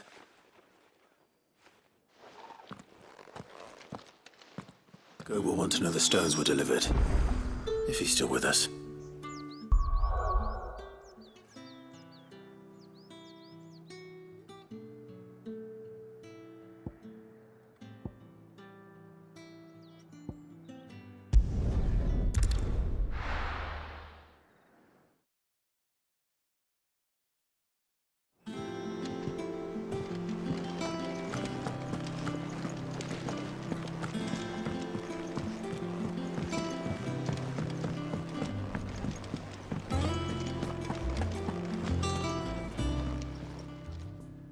I got your note. You think something's wrong with Torgal? So you can read. Congratulations. But I didn't say I were wrong with him. I said something weren't right. He's not been eating me treats. He used to love cracking the bones from Molly's boiled brown, but now he won't so much as look at them. Didn't like him. Which is why I'm of the mind that his mind's on something else. You've not been working him too hard, have you? No harder than usual. Is that it, boy? Do you need a rest? What was it you said he was? A frost wolf? That's what the lawsman seems to think. Then maybe this all has something to do with whatever it is that's woken inside him. I suppose things have been different since Rosalith. Perhaps Hippocrates knows something. Instead of everything, you mean? Perhaps.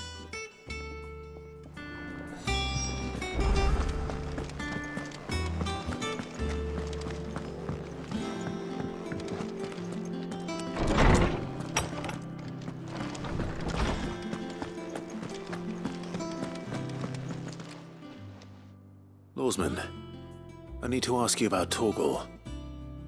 Something's not right with him. He isn't ill, is he? I don't think so. But according to Lady Karen, he seems to have lost his appetite, which is certainly a new development. She says he's hardly been touching his bones of late, and she believes it may have something to do with what happened at Rosalith Castle. I rather think she might be right, though not about his appetite. All canids are instinctively inclined to crack open bones for the rich marrow that resides within, and I see no reason why a frost wolf should be any different. Accordingly, I suspect it is not a lack of appetite that afflicts Torgal, but a surfeit of it.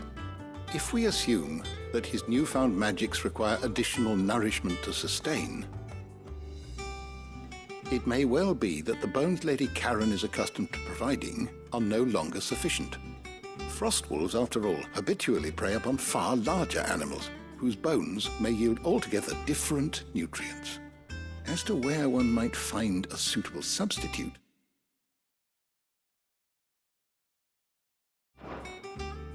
some antelopes that graze the meadows of eastern Rosaria have been known to grow to a size more than double that of their lesser cousins. I don't recall ever seeing any that large. And little wonder. The oldest and largest such creatures rarely leave the safety of the highlands for fear of predators. The last elder antelope sighting I recall hearing about took place near Cressida, and that was long before the village was abandoned. Even so, it seems like a good place to start. Good hunting, Clive.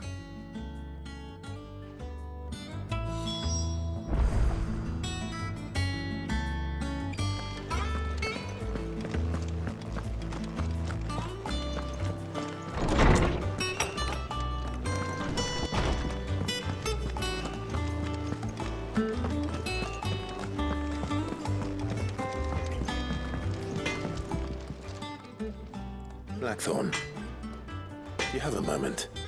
Not really, no. This won't take long. I just wanted to ask how you're getting on. August was worried about you, that you might still be doubting your craft, even after learning the trick of that cuirass. Is there something else weighing on your mind? Perhaps sharing your thoughts might help. That bastard's like a dog with a bone. Still, he's got a keen eye, I'll give him that. He's just, well, Karen showed me something. Something I've never seen before. And that was? A sword. An odd-looking thing with a single-edged blade. The metal itself wasn't anything to write home about, but fuck me. The edge on it. You could slice a man clean in two with a weapon like that, and he'd be halfway home before he even realised he'd been cut. So that's what's troubling you? Nah. Not troubling me exactly. More distracting. Can't stop thinking, how do you get an edge that sharp? It's driving me mad. And if you knew how to do it, we could arm the curse breakers with even better blades. That's about the size of it, yeah. I'll see what I can find out. Sharper swords are always welcome. And we can't have our master blacksmith being distracted. You're a soft touch, you know that. But I can't say I'm not grateful for it. Good luck, eh? Thank you. Let's see what Karen knows about this sword.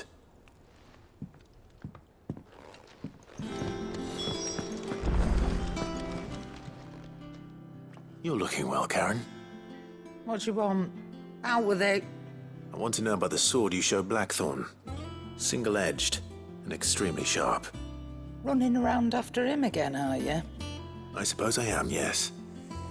But I need to help him find out how to work an edge like that. It's driving him to distraction. Little wonder, I suppose. There's not many like that make it as far as the twins, and those that do go straight into private collections. Which made it nice and easy finding a buyer. Can you tell me who bought it? Where is it now? You think I tell people who my clients are? Suppose you're not likely to go nicking him off me, are you now? Fine. If you stop mooning at me like that. Lord Ignac's the man you want. Dalmekian bloke. Collects weapons and the like. And he's got more money than sense, which is why he's one of my favourite clients. Reckon he'll still be at the inn in Dalamil, where I left him. Thank you, Karen. Oh, and he's a touch eccentric, if you take my meaning. I appreciate the warning.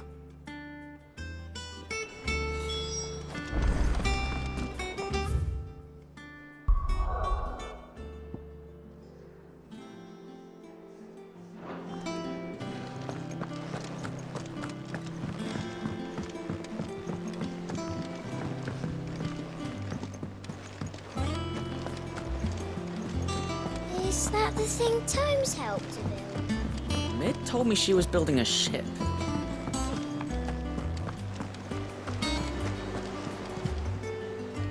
Goat. Still alive, I see.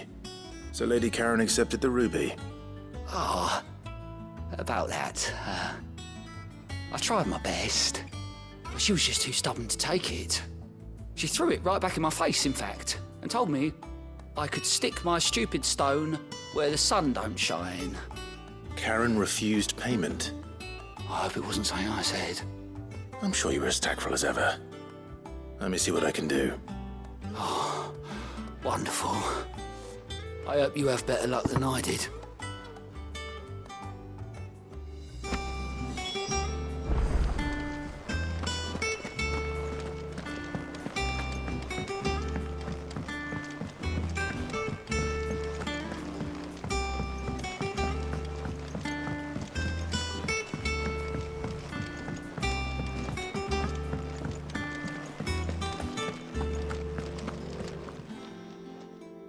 Lady Karen, Goat tells me you weren't happy with our offer. Would you prefer the debt was repaid in coin?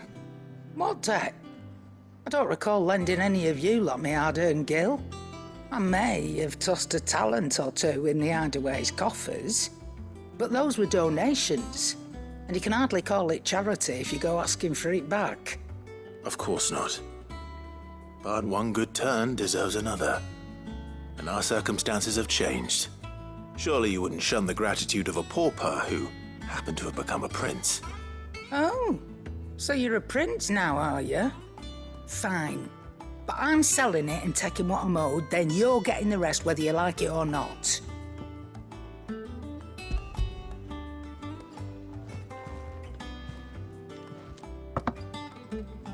Where'd you even get this? A decent trader might nab 1,000 talents for a star ruby. A canny one, meanwhile, might claim it were nicked from the belt of Sid the Outlaw himself and ask twice as much. Might be I already have a buyer in mind. Might be you even know her. The fine continental maid whose beauty's only eclipsed by a guile in commerce. You wouldn't mind, would you? Not at all. Just be sure to tell her that it's always a pleasure doing business.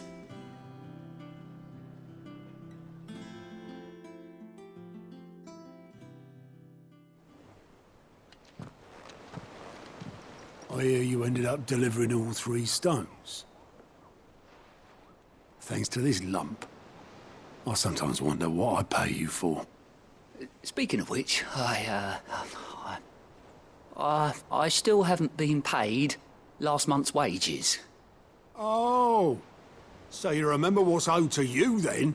Get your ass behind that disc of yours and don't get up before those ledgers are square. Right away.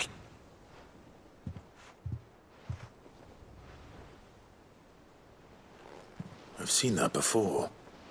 Yeah. Plenty of times. It was the only goblet Sid ever used. Either out of habit, or because the filthy sod couldn't be bothered to find a clean one. I knew so little about him. Like most people. Martha and the Dame both seem to have fond memories of him. I bet they do. How long did you know Sid before he... Before he died. 20 summers, give or take. Back in the day, I was a purser on a trade ship, which is where I met him. He bought passage to... forget where. And having nothing better to do on the long nights, we set up drinking island rum till the morning bell dragged me back to my duties. Quit my post not long after that. On account of making a fine maiden's belly fat. But me and Sid stayed close, promising we'd one day sail the seas again. That was before fate stepped in and said she was having none of it. The magic woke inside my son soon after his first name day, and there was no hiding his knack. Couldn't you and your family have? My family were the ones who summoned the constable, wanted the monster taken away. I couldn't turn my back on him, forget what I felt, and I couldn't for the life of me understand how they could. Luckily, Sid was of the same mind as me. It was him who stood beside me when all I wanted was to tear the whole world down.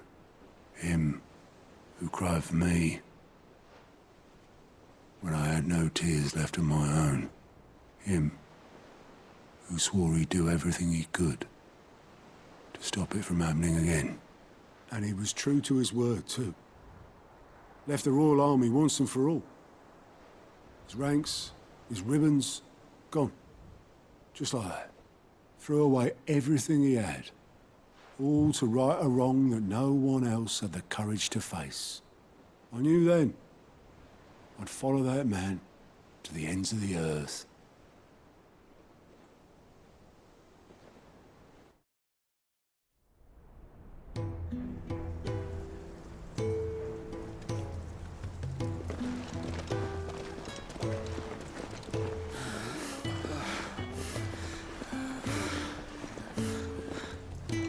He was always too clever for his own good, was Sid. Saw the world for what it really was, while the rest of us were content to go along with the lie we were shown. And it can't have been easy, bearing that burden alone.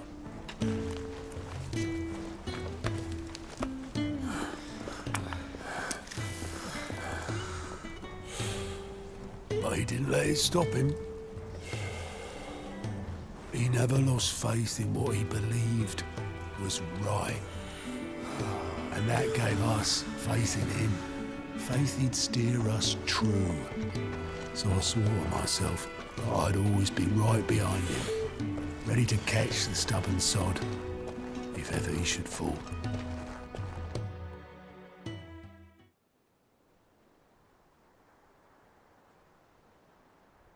couldn't even do that.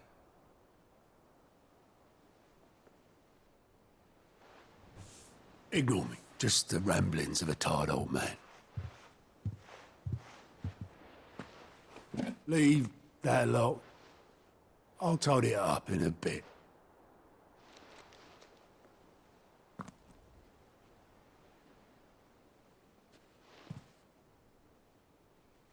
This is Sid's handwriting.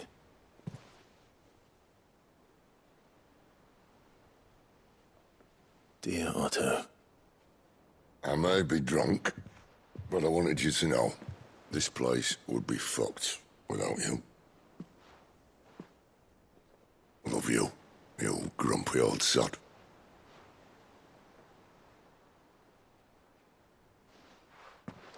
This note. Hmm? What about it? Sid was right. Without you, we'd all be lost.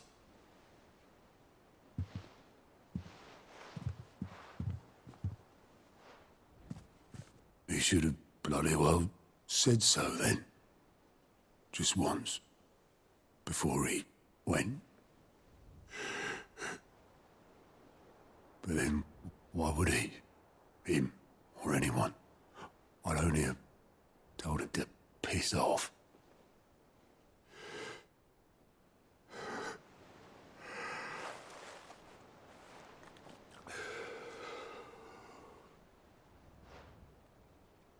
You're wrong, though.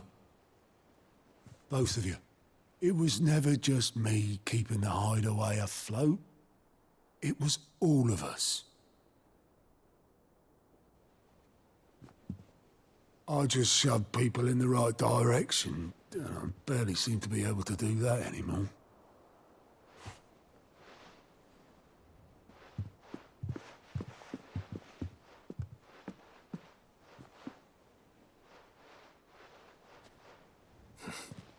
Would you rather go at the helm? Well, maybe I've got a few more years left in me. I'm going to hold you to that, Otto. Before you go, Sid would have wanted you to have this.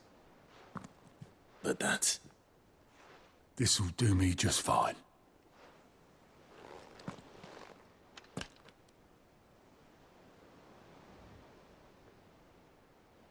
Thanks for the ray of sunshine.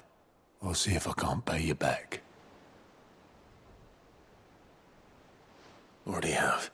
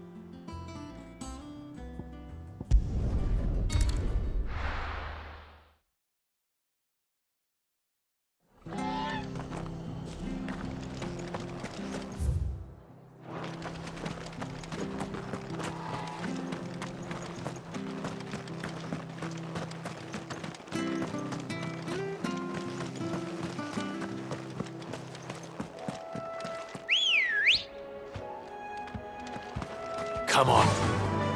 Yeah!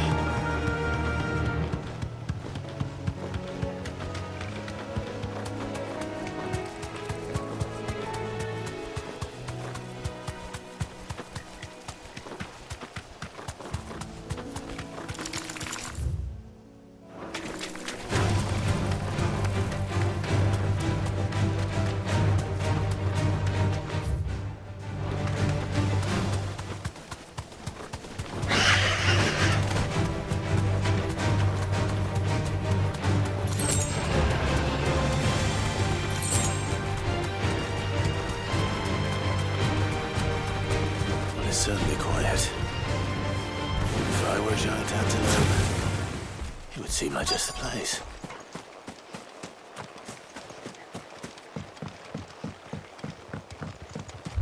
I doubt we'll find one bigger than that. You hungry, Torgal?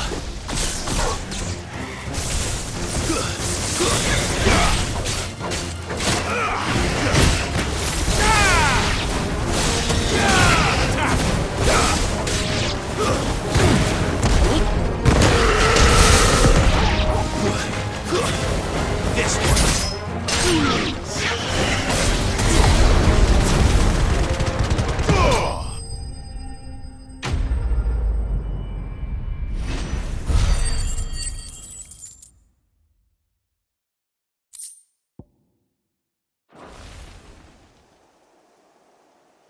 Now.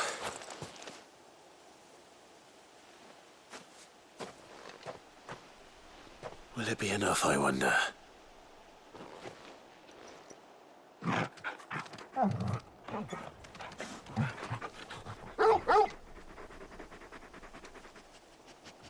I say that answers my question. Which means we owe the lawsmen our thanks. You're just a big puppy, aren't you?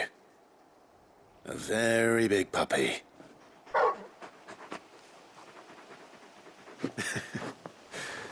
You do know you can take that with you, Torgal. Lady Karen will be relieved to hear you've got your appetite back. Come on, boy.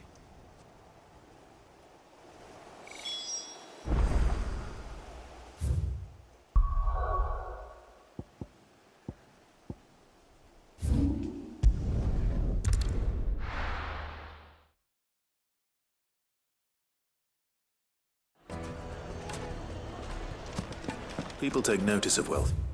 Men. Shouldn't be too hard to track down Karen's collector. The Sendrape's fang is gone.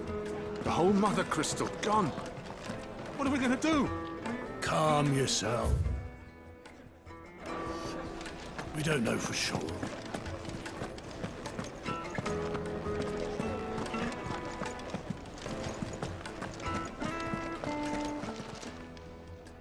My reputation will be ruined!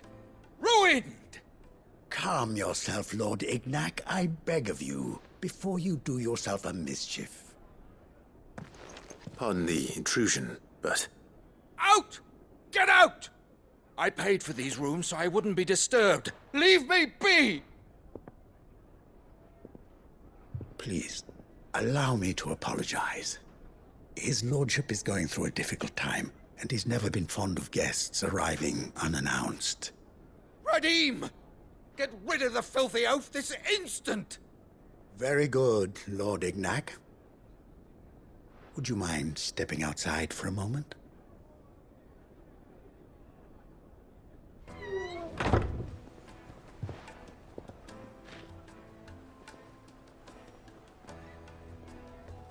I'm sorry if I've caused you any trouble. That? Oh, no. That's just how his lordship is. Though the morning's events have left him somewhat fractious. He has been dispossessed of his luggage, you see. The thieves also made away with a considerable amount of coin.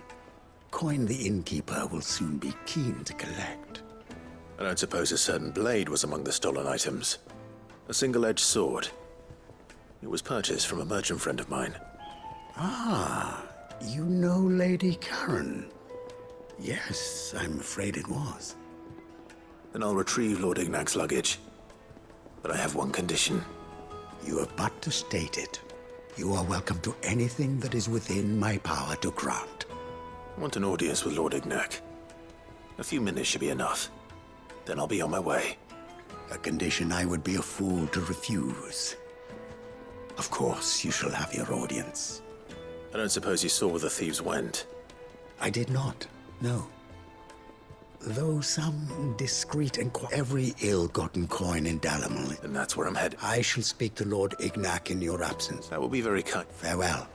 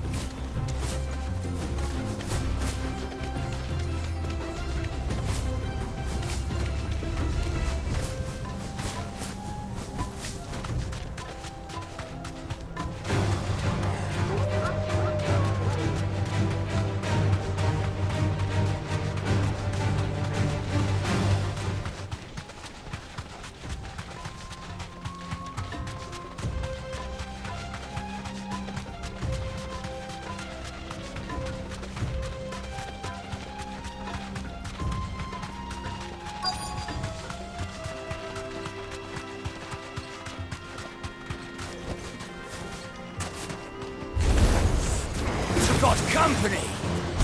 Come on, lads, let's tear the bastard's head off! All yours, Torgal!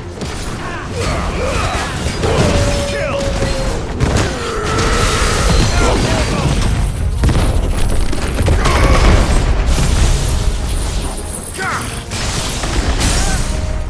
This one! Give me some Torgal!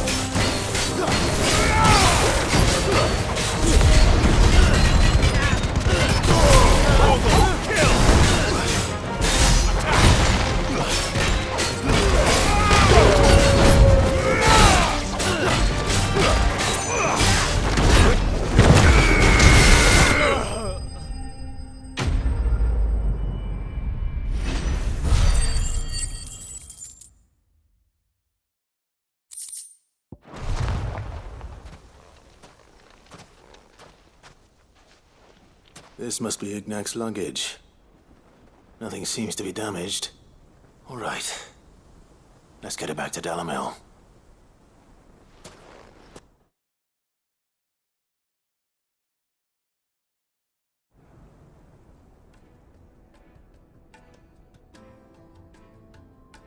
I hear I have you to thank for the return of my effects. What shall I call you, my good man? Wyvern. Glad to make your acquaintance. A formidable name indeed. Well, Wyvern, I appear to be in your debt. Redeem here tells me you wished for an audience. Is that all? A few moments of your time should suffice, yes. You're a peculiar fellow, Wyvern. All right, speak. Master Wyvern was wondering if you could tell him about a certain single-edged sword you recently acquired. Oh, a true work of art, that one. Karen drove me hard on the price, but I would have sold her Radim here to get my hands on that sword. It was made in the Outer Isles, far beyond the Twins, and is used exclusively by the practitioners of a unique school of swordsmanship. They believe no combat should ever exceed a single strike, and hone their blades to such perfection that none ever does. Each sword is made for that one perfect stroke, and for that stroke only. They crack upon a second blow. There's a brutal sort of beauty to it, really. But how do they hone such an edge? Fine question. Why, they use a whetstone, of course. Whetstones, rather. A whole array of them, ranging from the coarse to the fine. 10,000 licks with the sharpening stone, then 10,000 more. But it is the final stone which lends the blade its legendary sharpness. A mineral quite foreign to this great realm of ours. And that is the key. The secret ingredient. Wyvern, it occurs to me that my little lecture is hardly equal to services rendered. Take this, together with my regards. The very stone of which I spoke, far rarer among collectors than even the blade itself, and a far more fitting payment. Thank you. Pardon the intrusion, my lordship. However, it is long past time we prepared ourselves to depart. So I am locked in bitter. I am one step ahead of the There are many other. Too many to count, but only one do I consider my nemesis. Lord Byron Rodden is a perennial. I can imagine. Farewell, Wyvern, may our Radim! We must.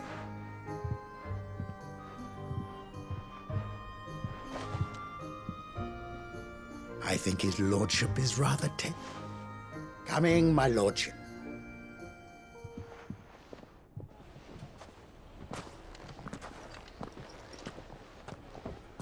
Trust Uncle Byron to find such an interesting rival. Now, let's see what Blackthorn makes of this whetstone, shall we?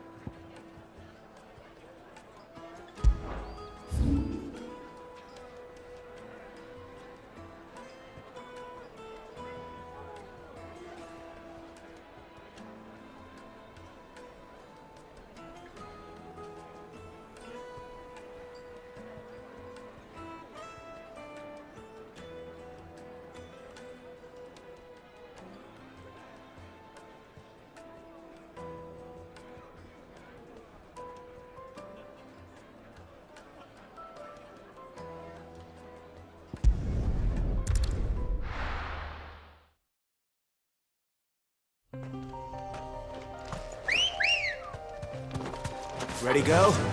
Fly, Ambrosia.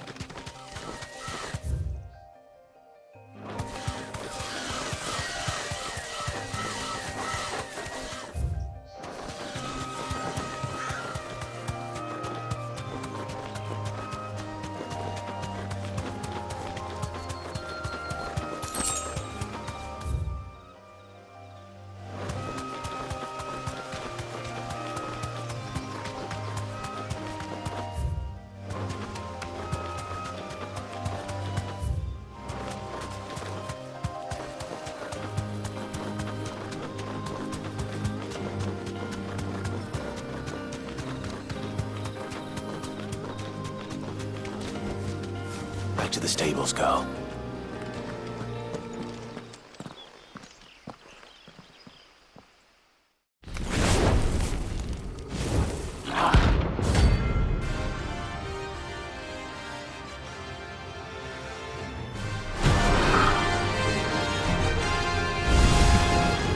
What we have here?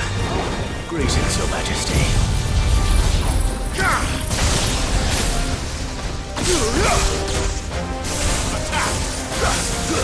Get him!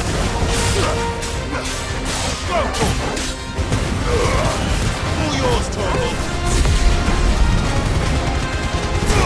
Torgal, kill!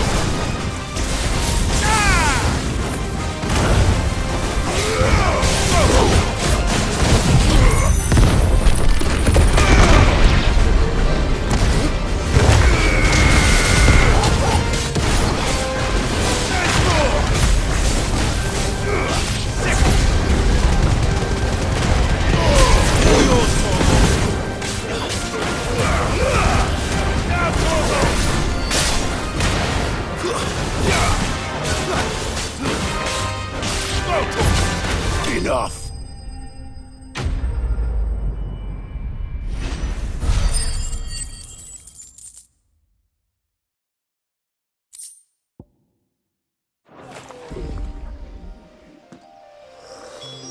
Your reign is over. Now to collect the ash. I should... This looks like the stuff. Let's see if there's any more.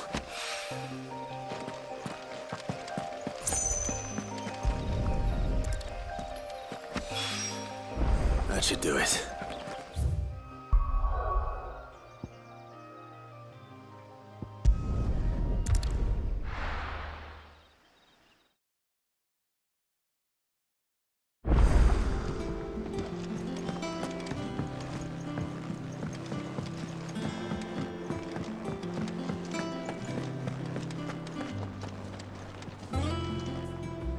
I noticed you and Torgal had gone off somewhere. Take him for a walk, did you? You could say that.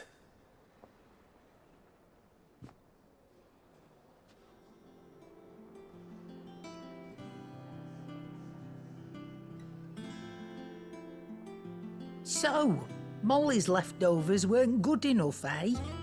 That'll teach me for treating you like you're still a pup. All right, no need to shout. Now we know what you're after, I can see it. Speaking of which, I brought one for later. Can I leave it with you?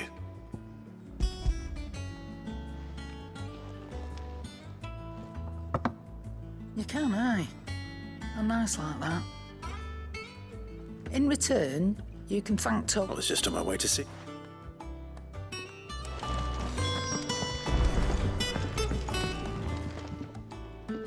Sorry for the wait, but hopefully you'll agree. You learned something about that sword, then? I did better than that.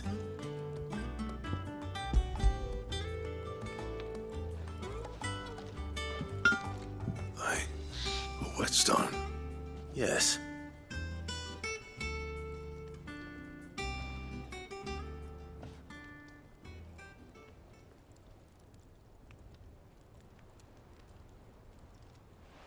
No wonder I couldn't get the same finish on the grinding wheel.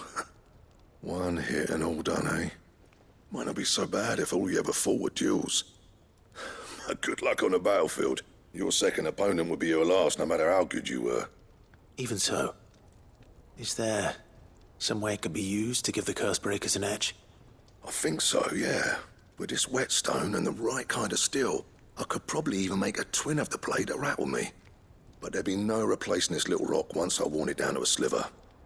I reckon we get a dozen swords from it, if that. Swords that the curse breakers wouldn't know how to wield properly, and that would see them through a single fire piece. Nah, no point trying to copy that thing. Be about as much use as a wax anvil. But finishing our blades with a whetstone this fine, now that's something to consider. And what's finer than fallen masonry, eh? Just imagine it. Good valor. I won't make a copy, nah. I'm sure the curse breakers will be delighted. Just... Don't you worry about me, sunshine. I've been working day and night since I was half your age, and I'll still be here when you're long gone. Hey, thanks, Clive. I mean it. I owe you one, August too. It's good to know someone's looking out for me. He'll be happy to hear you said that. And I'll see that my debt to you's paid. First new blade I make's got your name on it. You come and find me when you've got the materials. All right. I will.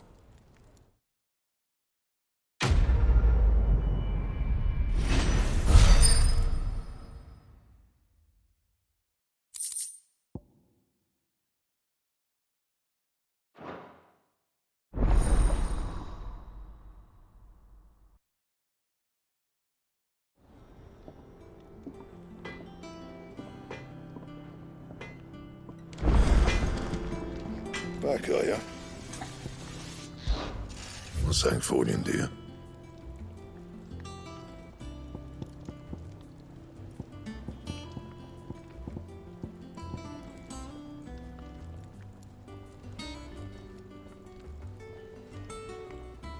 That it?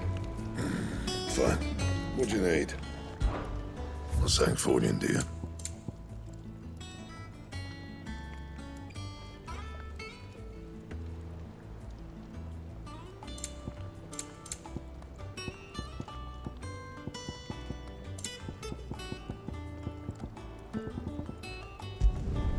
Not bad, if I do say so myself.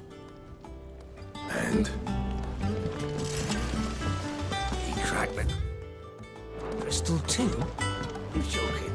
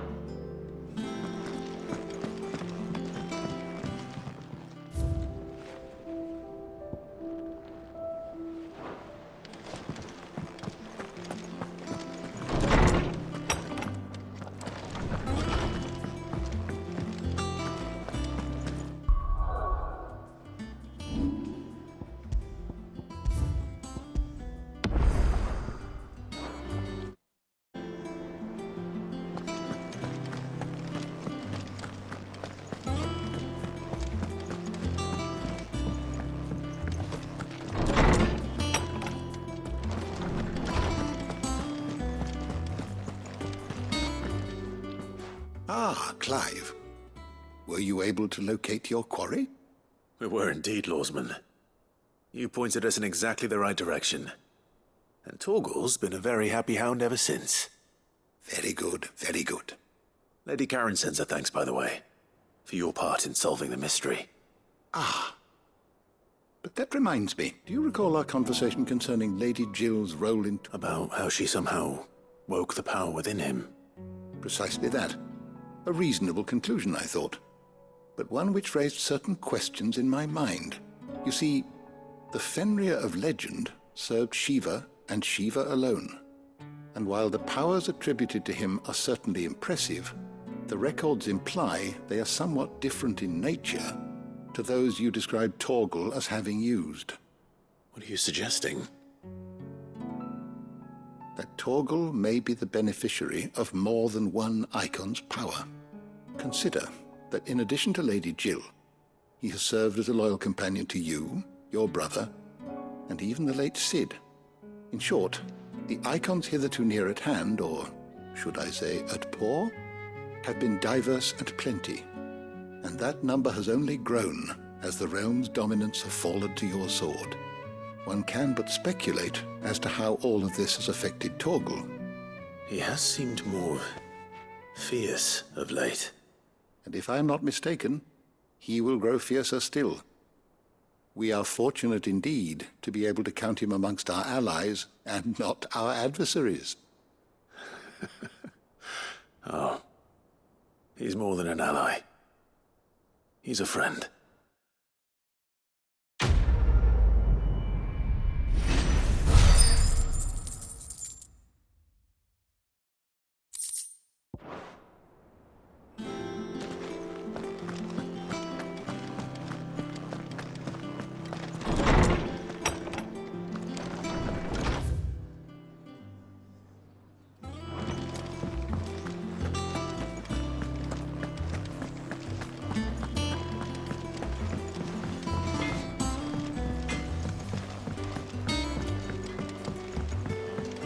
I went up to give some greens to the chocobo.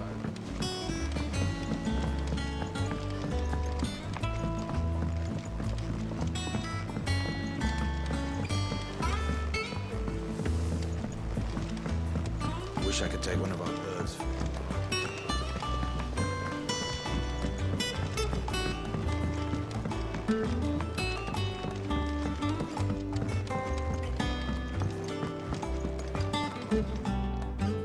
All right there, Cid? How's that hunt for the bomb ash going? I have it here.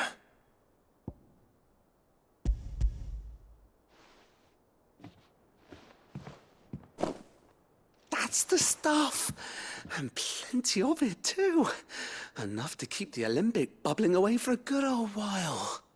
You're a gent, Cid. Let nothing say otherwise. Right then, let's get this contraption up and running.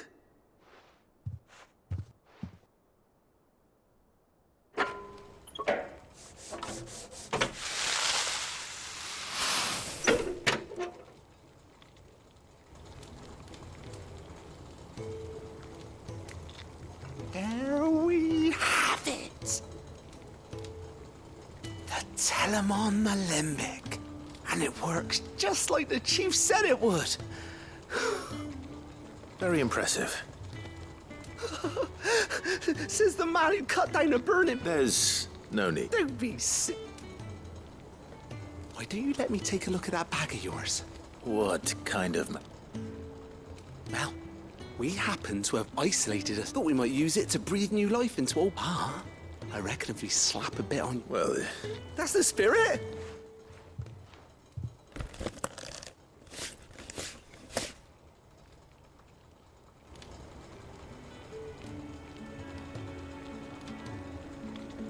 Well... It's certainly... Right? Thank you. No, for supporting Mid and the rest of us in our endeavors. Without... And I'm telling you...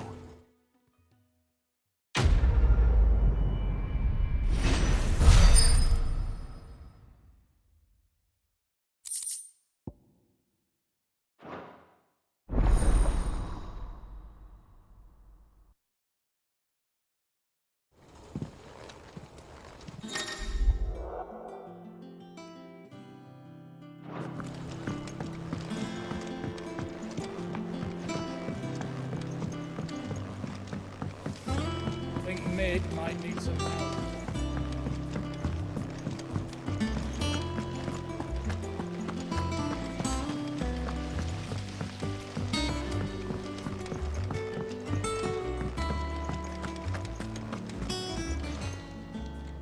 Oh, I wasn't expecting you back.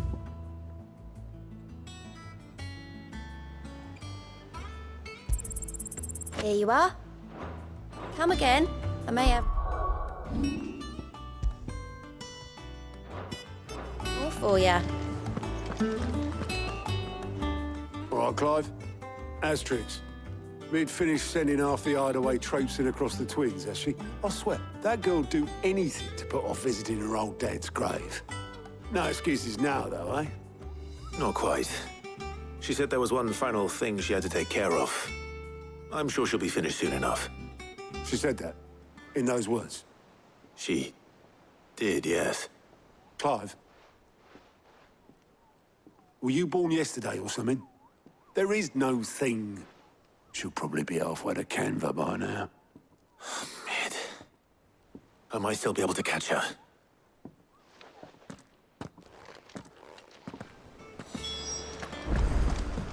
Mid told me she was building a ship. Is that the thing Tomes helped with? Obolus, have you seen Mid? Yep. In a boat, going that way. Then I'm too late. You in a hurry and all, are you? Oh, I offered to take her across, but she wouldn't wait. Just paid for a dinghy and rowed off. Oars going like the clappers. Got some life in her, ain't she? But anyway, I was on my way up to see you, as it happens. Got a letter for you. Urgent, by the sound of it. One of your uncle's men said I was... Thank you, Obolus. Don't mention it. What tidings, Uncle?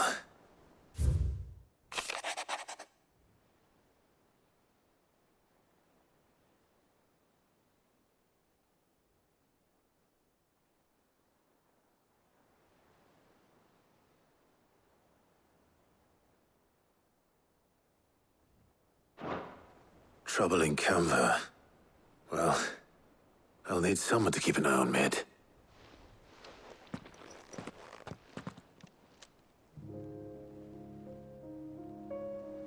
So what? Mid got us to do all the dirty work and then just sailed off into the sunset? It, seems that way. Well, nothing we can do about it now. But next time you plan on visiting Sid, you might want to tie her to something before you suggest it. Ah, don't be so hard on her. Got to admit, the dirty work was kind of fun. Everyone pitching in, all that bollocks. Just like when we built this place. You're right. Anyway, we all set to head to the old hideaway. I could do with getting to Canva pretty sharpish. Wouldn't do to keep Lord Rosfield of the Seven High Houses waiting now, would it? Not after he asked for me personally. Gav will be leaving with me. Will you mind the place while we're gone? You can count on me. Just be sure to give Sid and the others my regards. All right. Oh, by the way, Jill will be joining us too. She's got some things to take care of, but she'll meet us there. I hope she's telling the truth at least.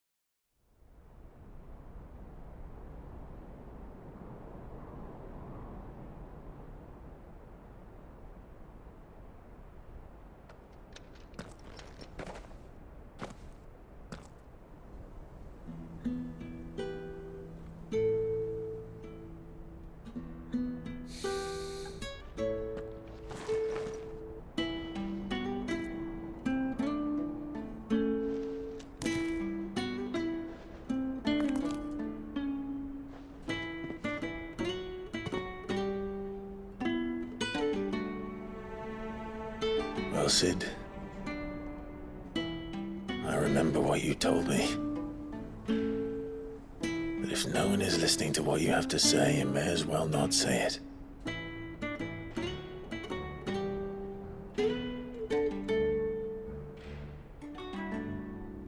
But I will say this, old friend.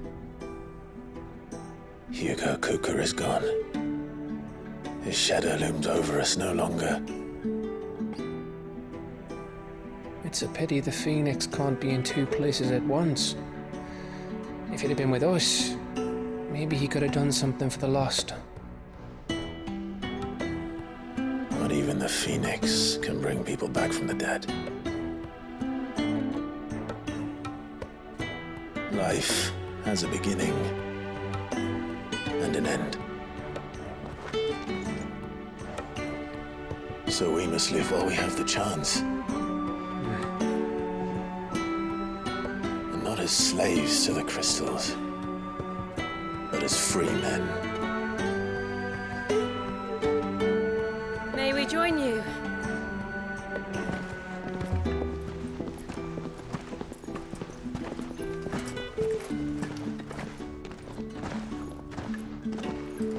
Lady Karen, what a pleasant surprise.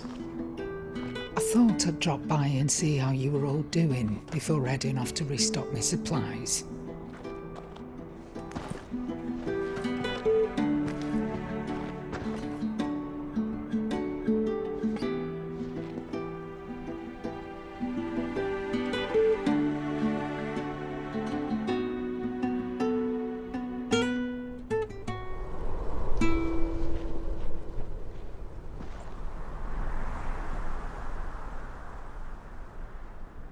It wasn't the most scenic view back then, but it were never as bad as this.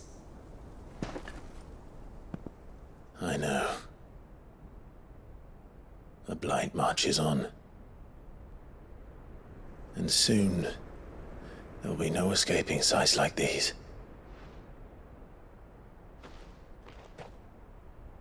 So our mission remains unchanged. We cannot stop until every Mother Crystal is gone, and their thirst for ether with them. The only one that remains in Storm is Drake's tail in the Crystalline Dominion. Our next target. We're going to Twinside. It's the capital of the Empire these days. I wouldn't like to think how tightly guarded they've got the place. Not that that'll stop you, but we do well to scout it out before you go charging in. We would indeed. If you're off to the Dominion, you can take this great lump with you. Goods. Oh, I am sorry. Have you forgotten you're the most wanted man in the Twins? I thought you might like to disguise yourselves as the attendants of a travelling trader, assuming you've no better ideas. You wanted to buy yourself some tools, didn't you? Well, now's your chance. You're letting me go with them? Oh, thanks, Nan. Stop that! You'll break me bones, you great galoot.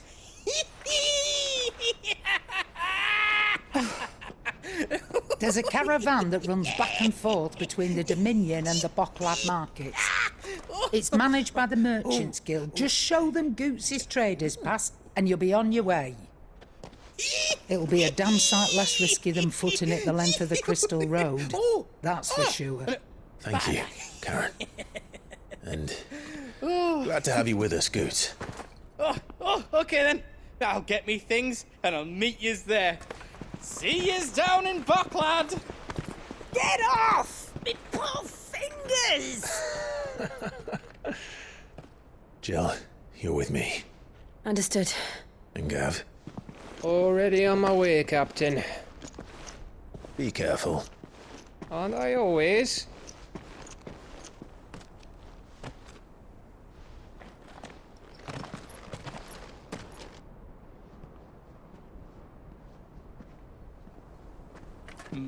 Do you see that, Sid?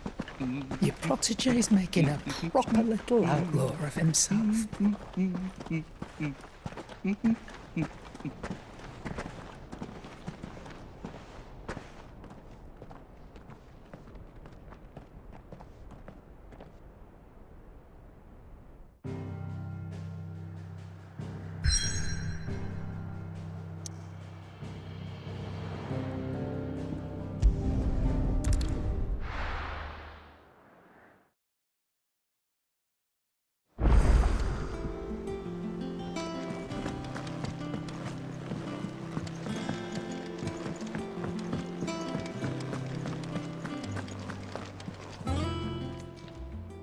Well, don't just stand there, go.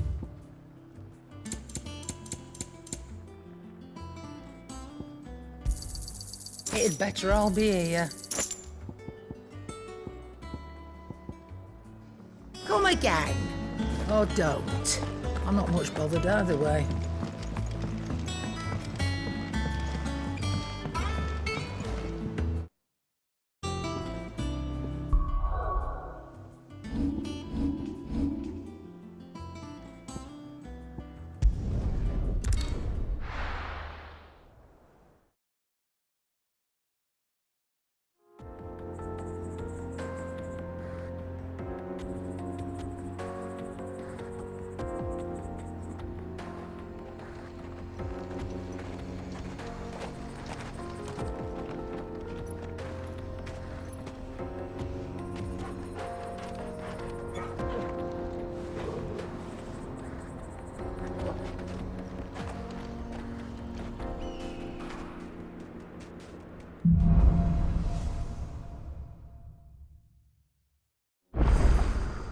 How are you feeling?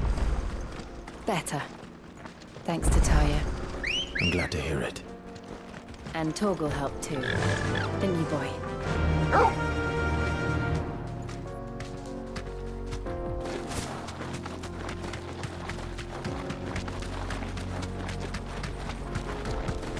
This used to be a trade route for merchants crossing the Scars, till the Republic laid a new road wide enough to let wagons pass, and all official traffic moved there. Leaving this one for those living outside the law. Indeed. No doubt we'll be the only outlaws on the trail today.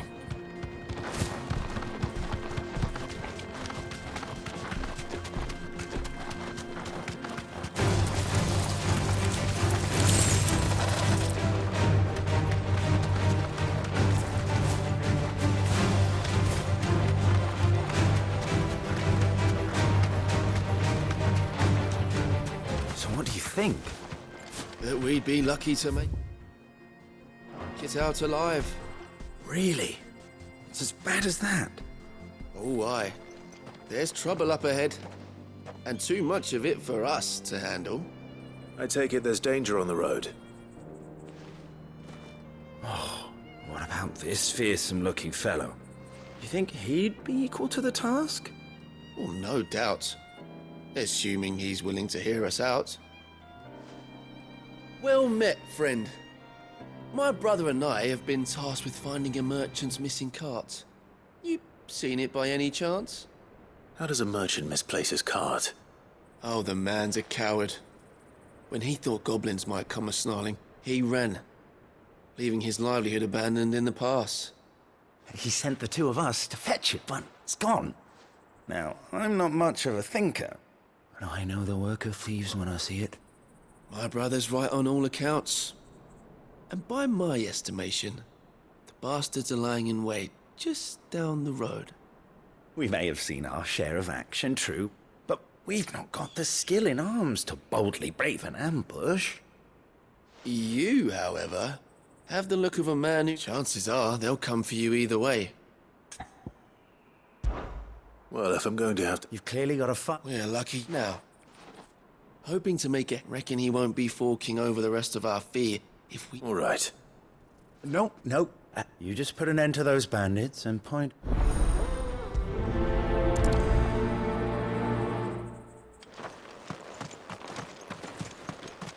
I'm not sure I trust those two. But if there are bandits lying in wait, I should probably take care. Good driving, you lot. Not guests. These must be our bandits.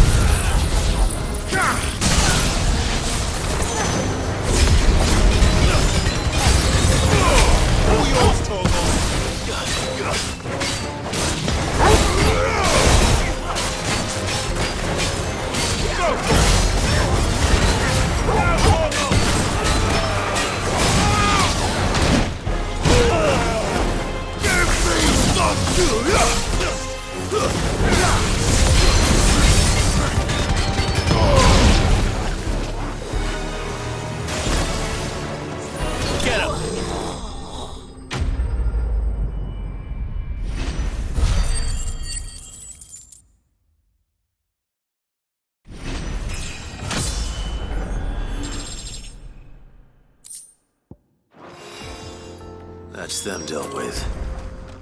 Now, where's that cart?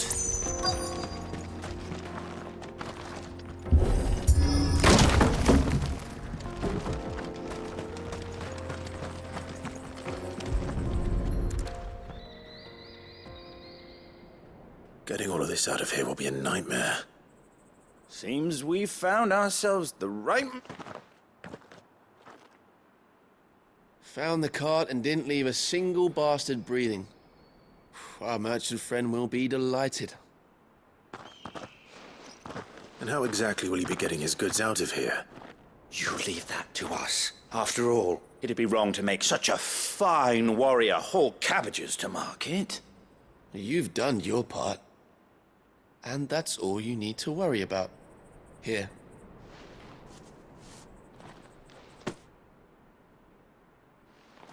It's been a pleasure. Now piss off. There's no need to be so rude, brother.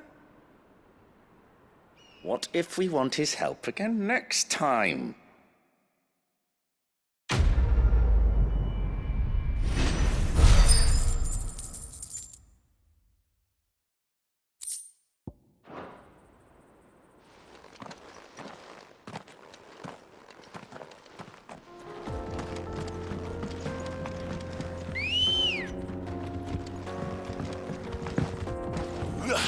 Ready, go? Run like the wind. I see the Dalmex lag behind Rosaria when it comes to bridge building. The fallen ruin should hold, at least. The path continues on the other side.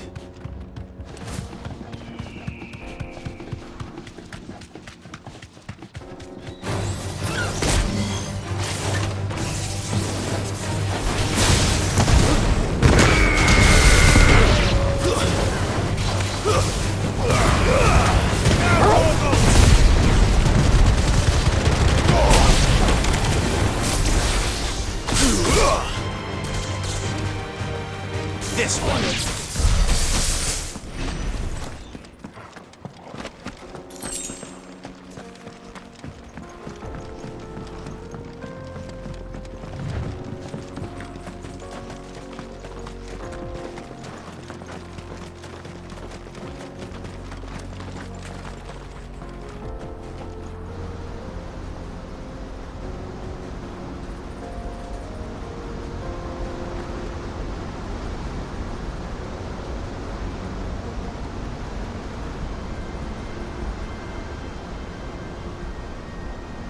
So this is Zemeckis. The land of the gods. It's even more impressive than I imagined. I remember being captivated by the story as a child. Long, long ago, man was overcome by avarice and challenged the gods in a bid to win their power. A final battle took place here, at these falls. Or so the legend goes.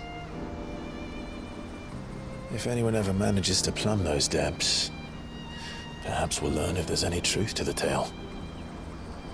That the gods emerged victorious and punished man for his defiance by visiting upon him 2 curses. Dominance and bearers.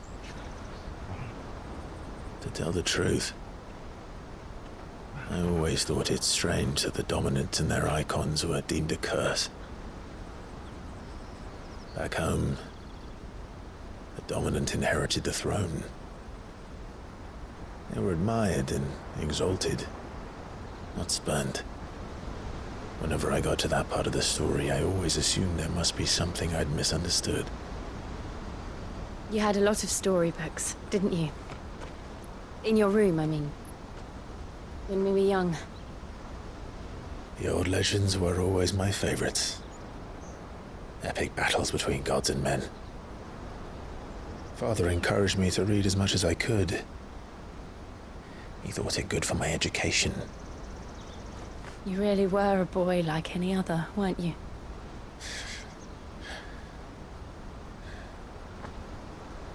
Just look at this place. It's enough to make you believe the legends are true. I know.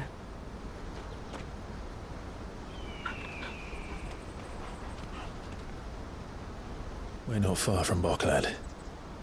The road will be busier up ahead. Then we'll have to keep our wits about us.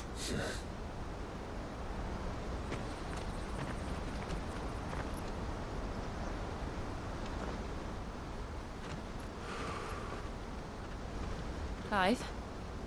Something wrong? Nothing. It's nothing.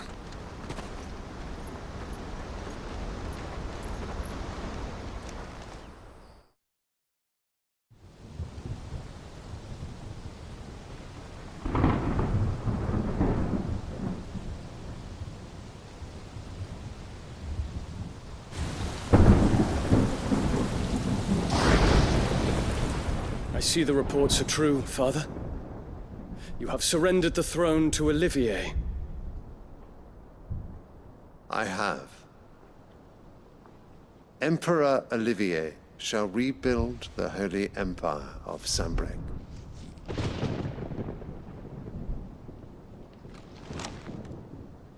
How is he to rule an empire? He is but a boy. I shall advise him until he comes of age. Father, please. Or for as long as I am able. The empire we seek to build needs young blood to rule it, and I can think of none better suited to the task.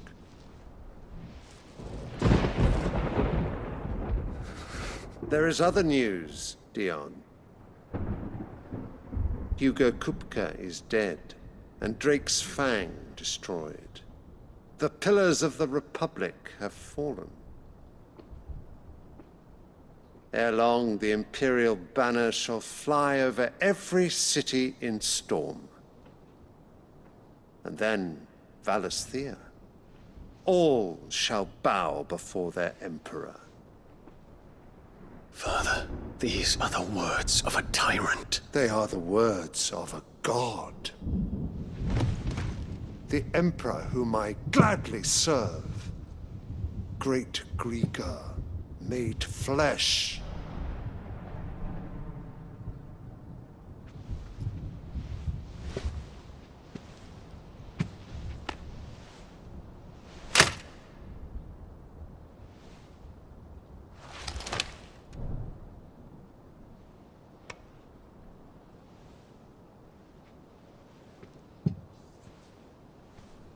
Return to your camp, Dion, and ready your forces. It is time to show the world the true power of Sanbreque. Father. I find you much changed. Is this truly the path you wish to tread? Or are these the ambitions of another? Of Ultima, perhaps? What nonsense is this? I speak my mind, and my mind only. Though I do owe Annabella thanks for reminding me of certain truths regarding the nature of nations, of rulers, and of the divine. You would trust the words of this traitress? She betrayed her country. She slew her husband. You have ever been an invaluable servant to Sanbreque, Prince Dion. I trust you will continue to serve your Emperor in the wars to come. Canker! Silence! Insolent wretch! You will bend the knee. All else is heresy. Sire, forgive me. This audience is over. Come, your Radiance. The Rowena Syndicate awaits your pleasure. Oh, not another meeting with silly old men. They're so boring. I'm hungry, Father. Can't we have luncheon instead?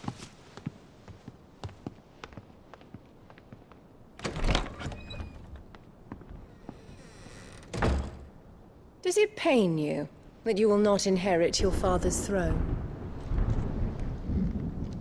I have suffered worse.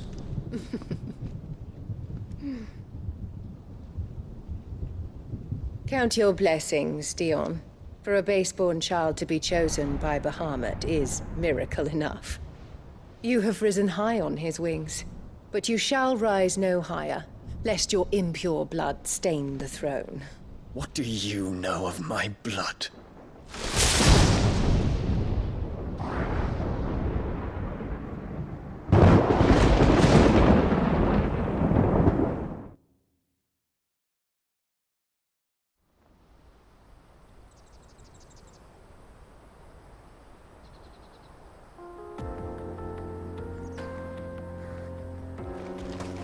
The Boklab markets are to the north. We just need to hug the coast.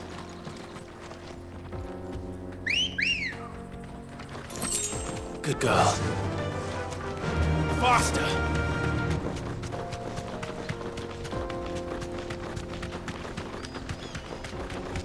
Infiltrating the Dominion won't be easy with the Imperials on high alert. No.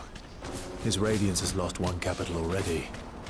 We can be sure Sylvester will do everything in his power to hold on to Twinside. His troops are well-trained and increasingly battle-hardened. But it's not as if we can wait for the siege to end. More refugees. And they're all making for the crystalline Dominion. Because they don't know how to live without the crystal's blessing.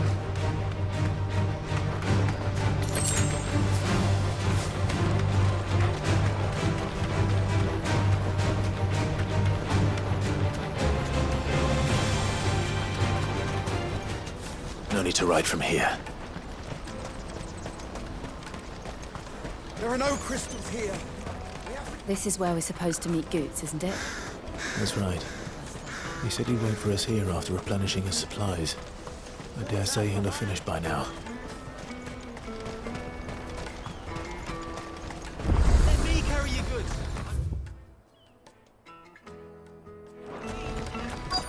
Peaches and pears.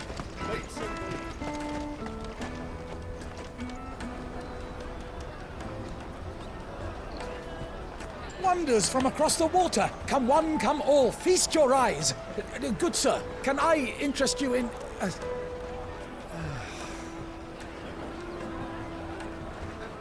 How much? For a measly crust of bread? You won't find any cheaper. Not nowadays. But you're more than welcome to look.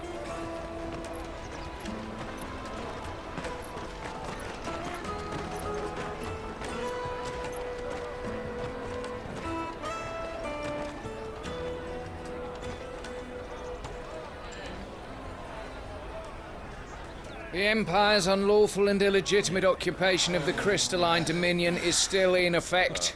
Only those whose business in Twinside has been officially approved by the Republican Army will be permitted to cross the border. All who seek entry are to form a line and ready their documents for inspection. It looks like we aren't the only ones who are eager to leave. And they're checking everyone. Can't you make an exception? Not for the likes of you. We won't get through without that pass.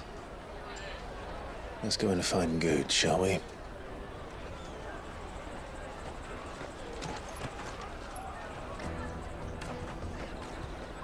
He must be around here somewhere. Come, taste my peaches! They're sweet as nectar!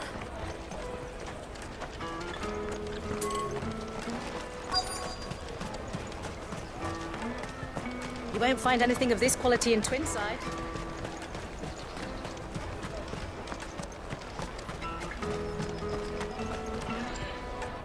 Ah, Good. There you are. Clive, I'm so sorry. Don't tell Nan, will you? Slow down, Good. Just tell us what happened. It's me trader's pass. It's gone. We cannot ride the caravan without it. We won't even be able to get through the flipping checkpoint. Do you remember when you last saw it?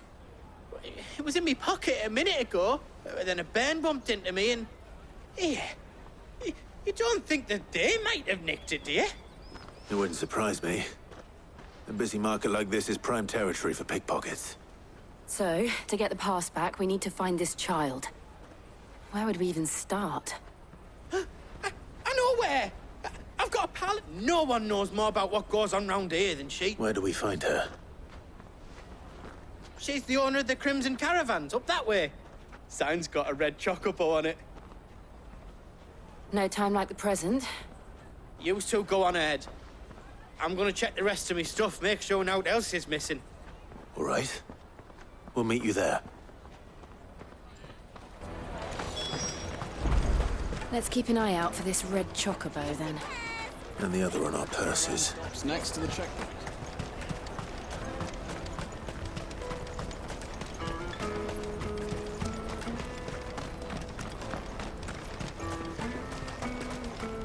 Out of my sight, wretch!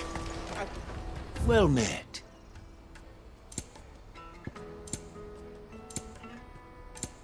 You're welcome anytime.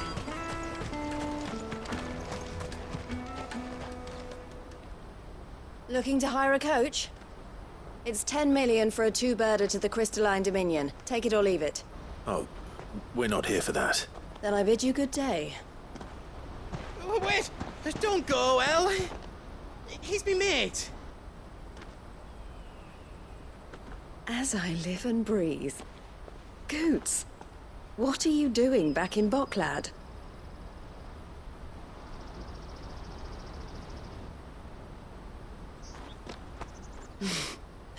I gather Lady Karen didn't send you.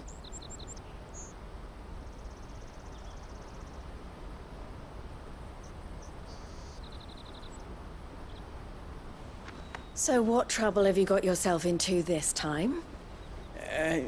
It's me trader's pass. It got stolen. By a little bairn. Of all the... You're the size of a marble. Honestly. Ugh. Goots told us that you know the markets well. Might you have an idea which little bairn could have done this? We don't intend to punish them. We just need our pass back. Then, we can be on our way. I see. So neither of you has a trader's pass either. Not that anyone would take you for traders, but I suppose that's why you came to me, correct? Now, I can't say for sure who took your pass, but I suspect I know why they did it. Let me explain.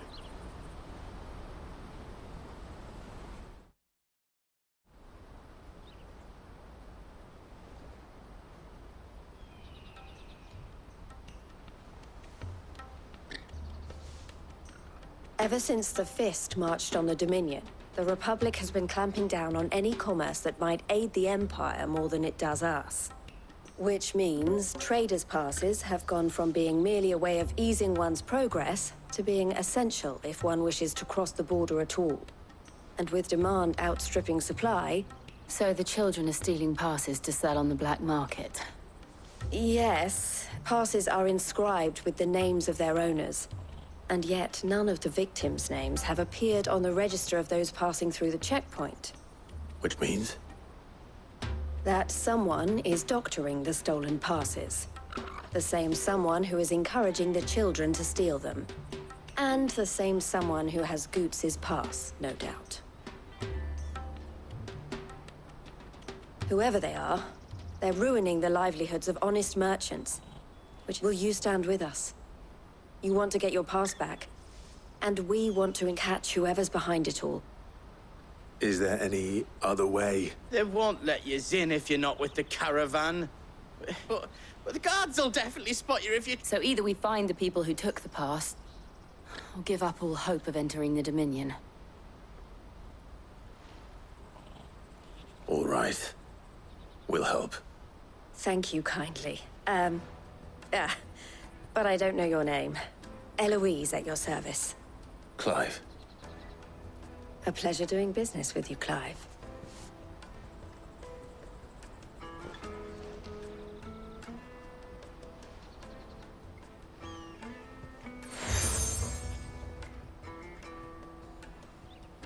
The proprietor of the furniture makers by the coach stop is spearheading the search. Wear that, and he will know you for a friend. I suggest that you speak... The furniture maker.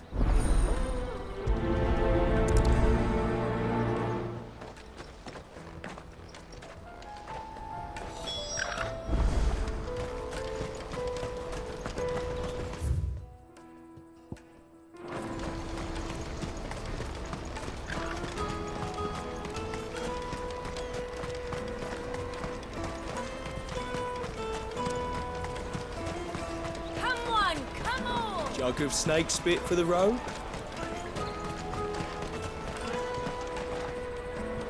Are you the furniture maker? Looking for something in particular? Ah, Eloise collared you too, eh? Then I expect you want to know more. She told me you were leading the hunt for the pickpockets. What have you learned? For one, that they're targeting the traders carrying the biggest packs. Harder to watch your back, see? And less chance of the mark giving chase if they're spotted. Not that they'd be likely to catch them. Those imps know every inch of this warren like the backs of their hands.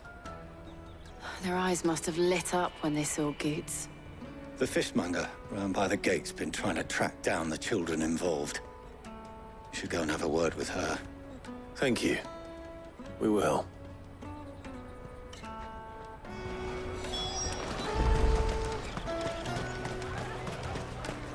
You won't find anything of this quality in Twinside. You should come with me to the Dominion. Fish for sale! Fresh soup! Can I interest you? She's asked me to help her. To help you find the pickpockets. Is that so? Suppose I better tell you what I know then. For one, this isn't a family operation. All the traders say the children who stole their passes were dirty, dressed in rags. Street urchins, by the sound of it. We get a lot around here. Orphans from the wars. A few, perhaps. You saw the refugees gathered by the entranceway? They're all looking for a new start in the Dominion and beyond. Some of them... The shame of it. Whoever's behind this would have to have made themselves known to the children at some point. And so should we. You should start with the children around here, then. I doubt they're the ones involved, but they might have heard something. It's worth a try. All right, then. Questioning children. How hard can that be? You won't find anything of this quality in Twinside.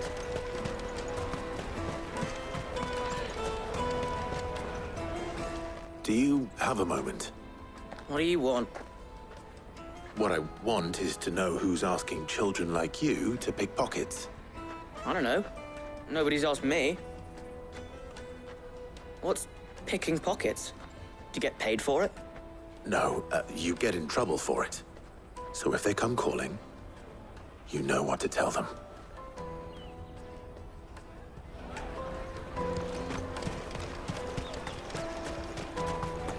I'll take the large one.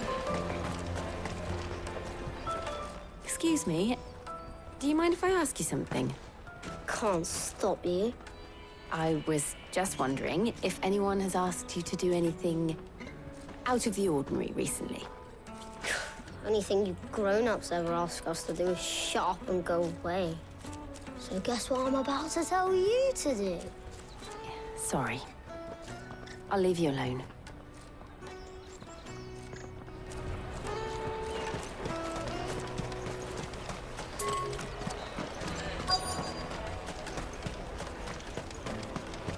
You won't find anything of this quality in Twinside.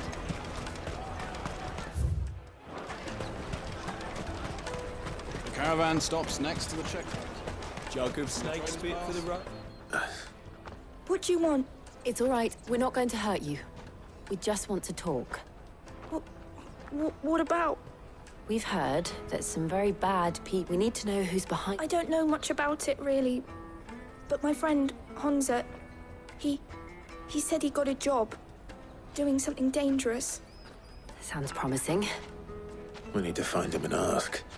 Do you know where your friend might be? He's usually by the tents outside town. Thank you. You've been very helpful.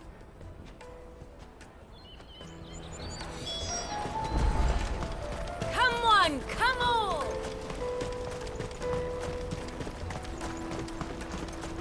Peaches and pears. Beets and beets. Let me carry your goods. I'm cheap.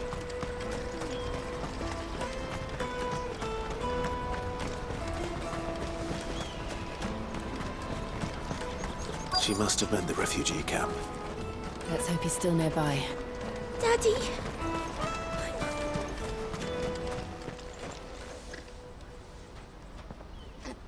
That big fat donkey was easy pickings. He wouldn't have noticed if we'd robbed his boots off him. Yeah. Wish we hadn't handed over the pass, though. Could use one of those things to get out of this dump. Chance would be a fine thing. The moment they found out, they'd string us up by our guts. Would they now? Perhaps you'd like to introduce us to these charming characters. Shit! We're in trouble now! What do we do? You two get caught if you want. I'm off. Hunter! Where are you going? So that was Hunter, eh? Jill, you watch these two. I'm going after him. All right.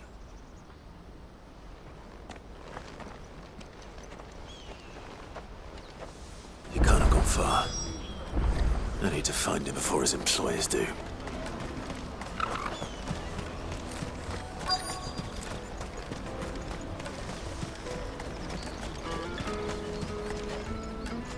Did you see a boy run past? He stole something from a friend of mine. There was a boy ran back there towards the Chocobo pen, but... Thank you.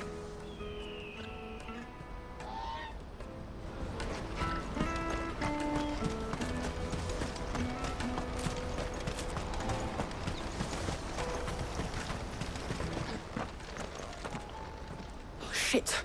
Cornered. It's all right, Hunter. I'm not going to hurt you. I just want to ask you some questions. Fine. Not like I've got a choice. I'm looking for the people who are making you steal for them. Who are they? Call themselves the Carstones. They said they'd give me a good gill if I did what they told me. I knew they were bad, but bread doesn't come for free. Didn't come at all half the time, before I started buzzing for them. You know, if I didn't do it, they'd just pick on someone else. Hunter. You found him then? Jill. Where are the other two? Eloise is watching over them. She sent Goots and I to look for you. You're... him! I haven't got your pass anymore, if that's what you're after. I gave it to the Carstones. Whatever you do to me, I can't get it back. Not that I go against them anyway. If it weren't for their gill, me and my mates would have starved.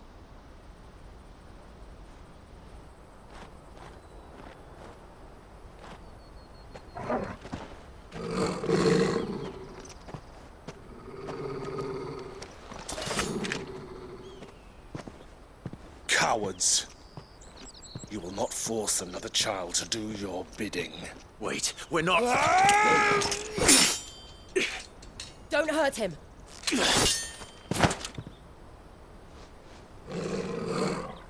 You're making a mistake. We're on the same side. Like hell we are. That brooch. Where did you get it? Master Theo? Goots. What are you doing with these people? Unless you're the ones my sister was talking about. Your sister?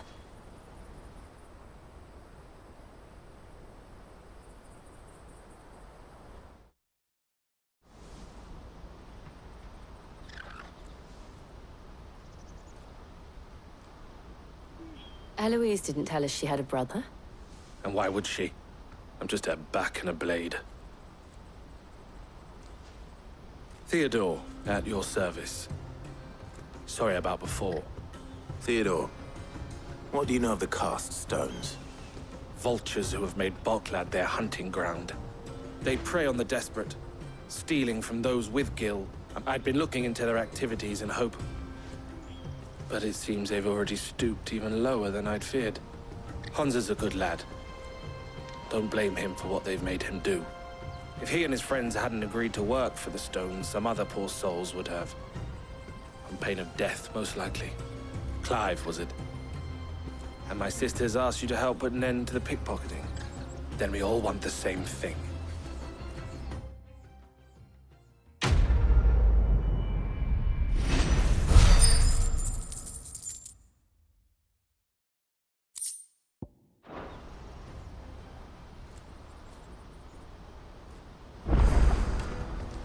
Oh, where is it?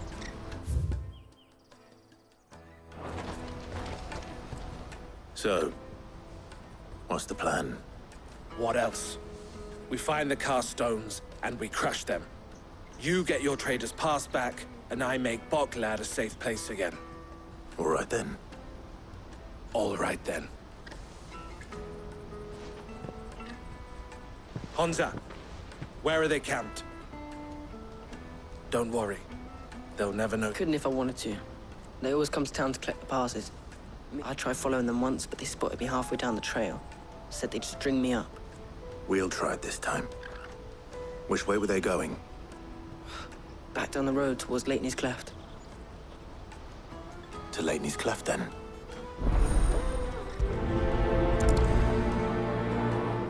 Leighton's Cleft is to the south, past the camp.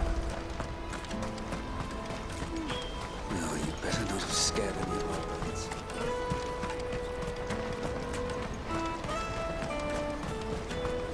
That's that, then.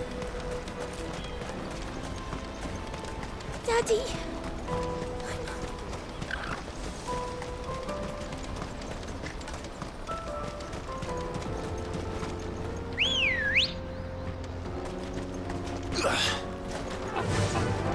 Run like the wind.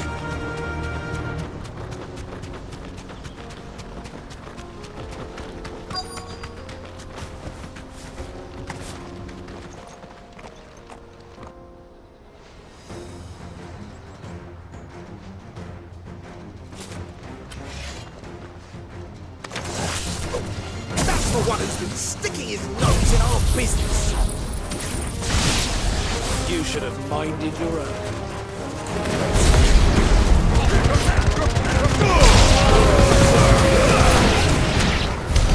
I doubt these were the ringleaders. But at least we know we're on the right track.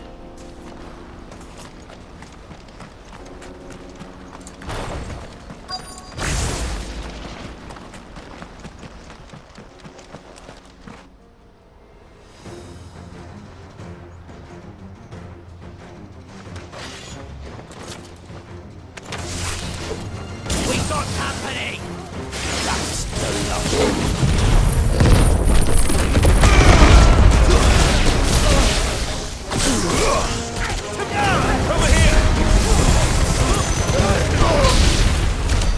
More foot soldiers. Fewer now.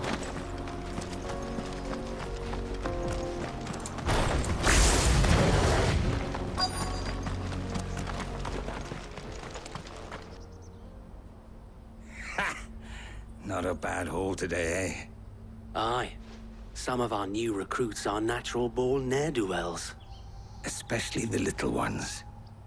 That Hans has got nimble fingers, all right. It'll be a shame when they chop them off. But till then, let's make the most of it.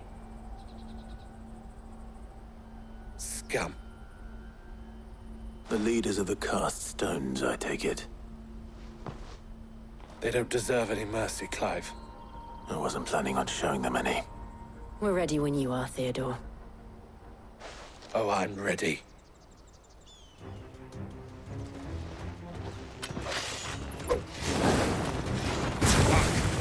That guard from Boklad!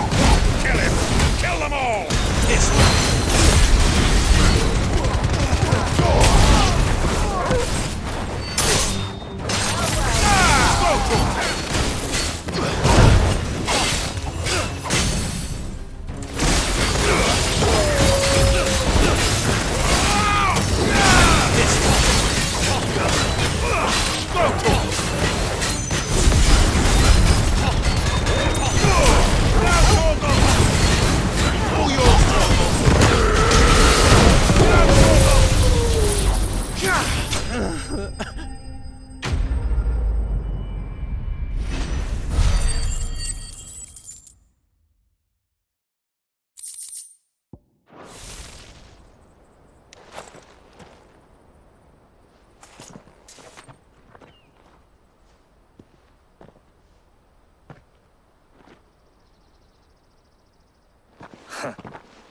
And they say crime doesn't pay.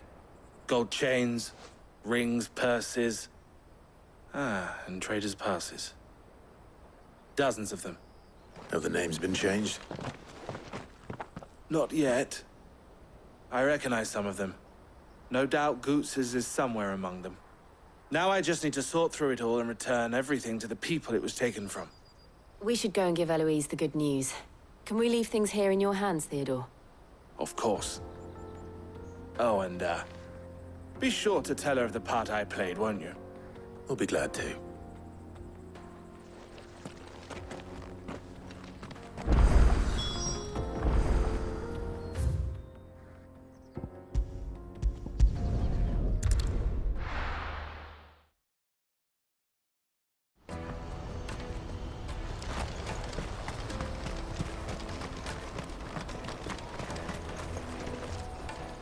Ah, Clive. How goes the hunt? My brother isn't getting in your way, I trust? Quite the opposite.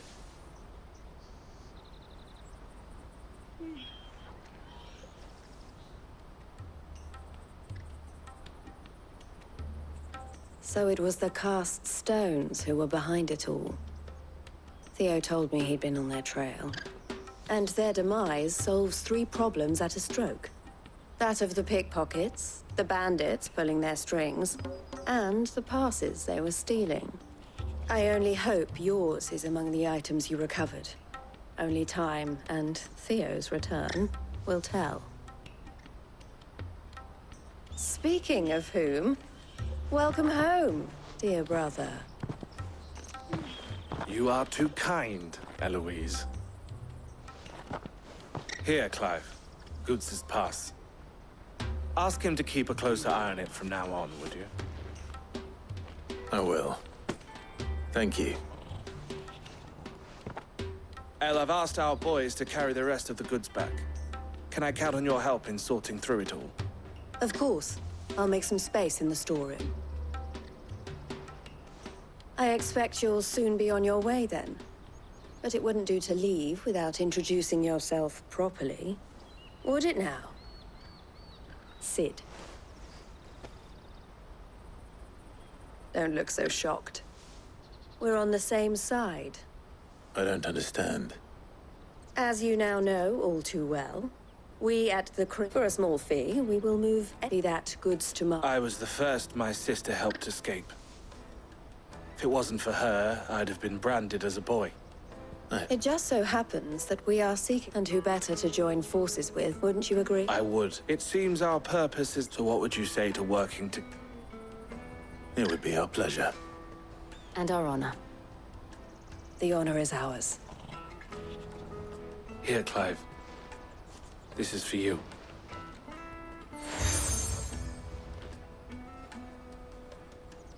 What is it? El has friends in high places, while I have associates in, lower ones. That mark is proof that you're a friend to us both.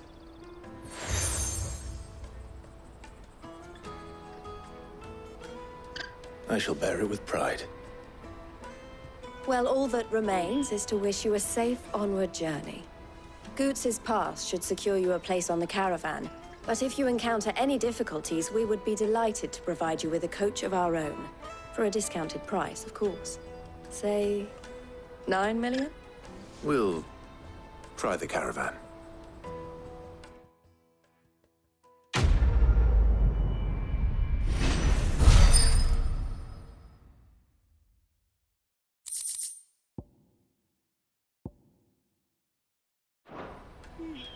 Right then. Let's get this back to Goots. And then it's on to the Dominion.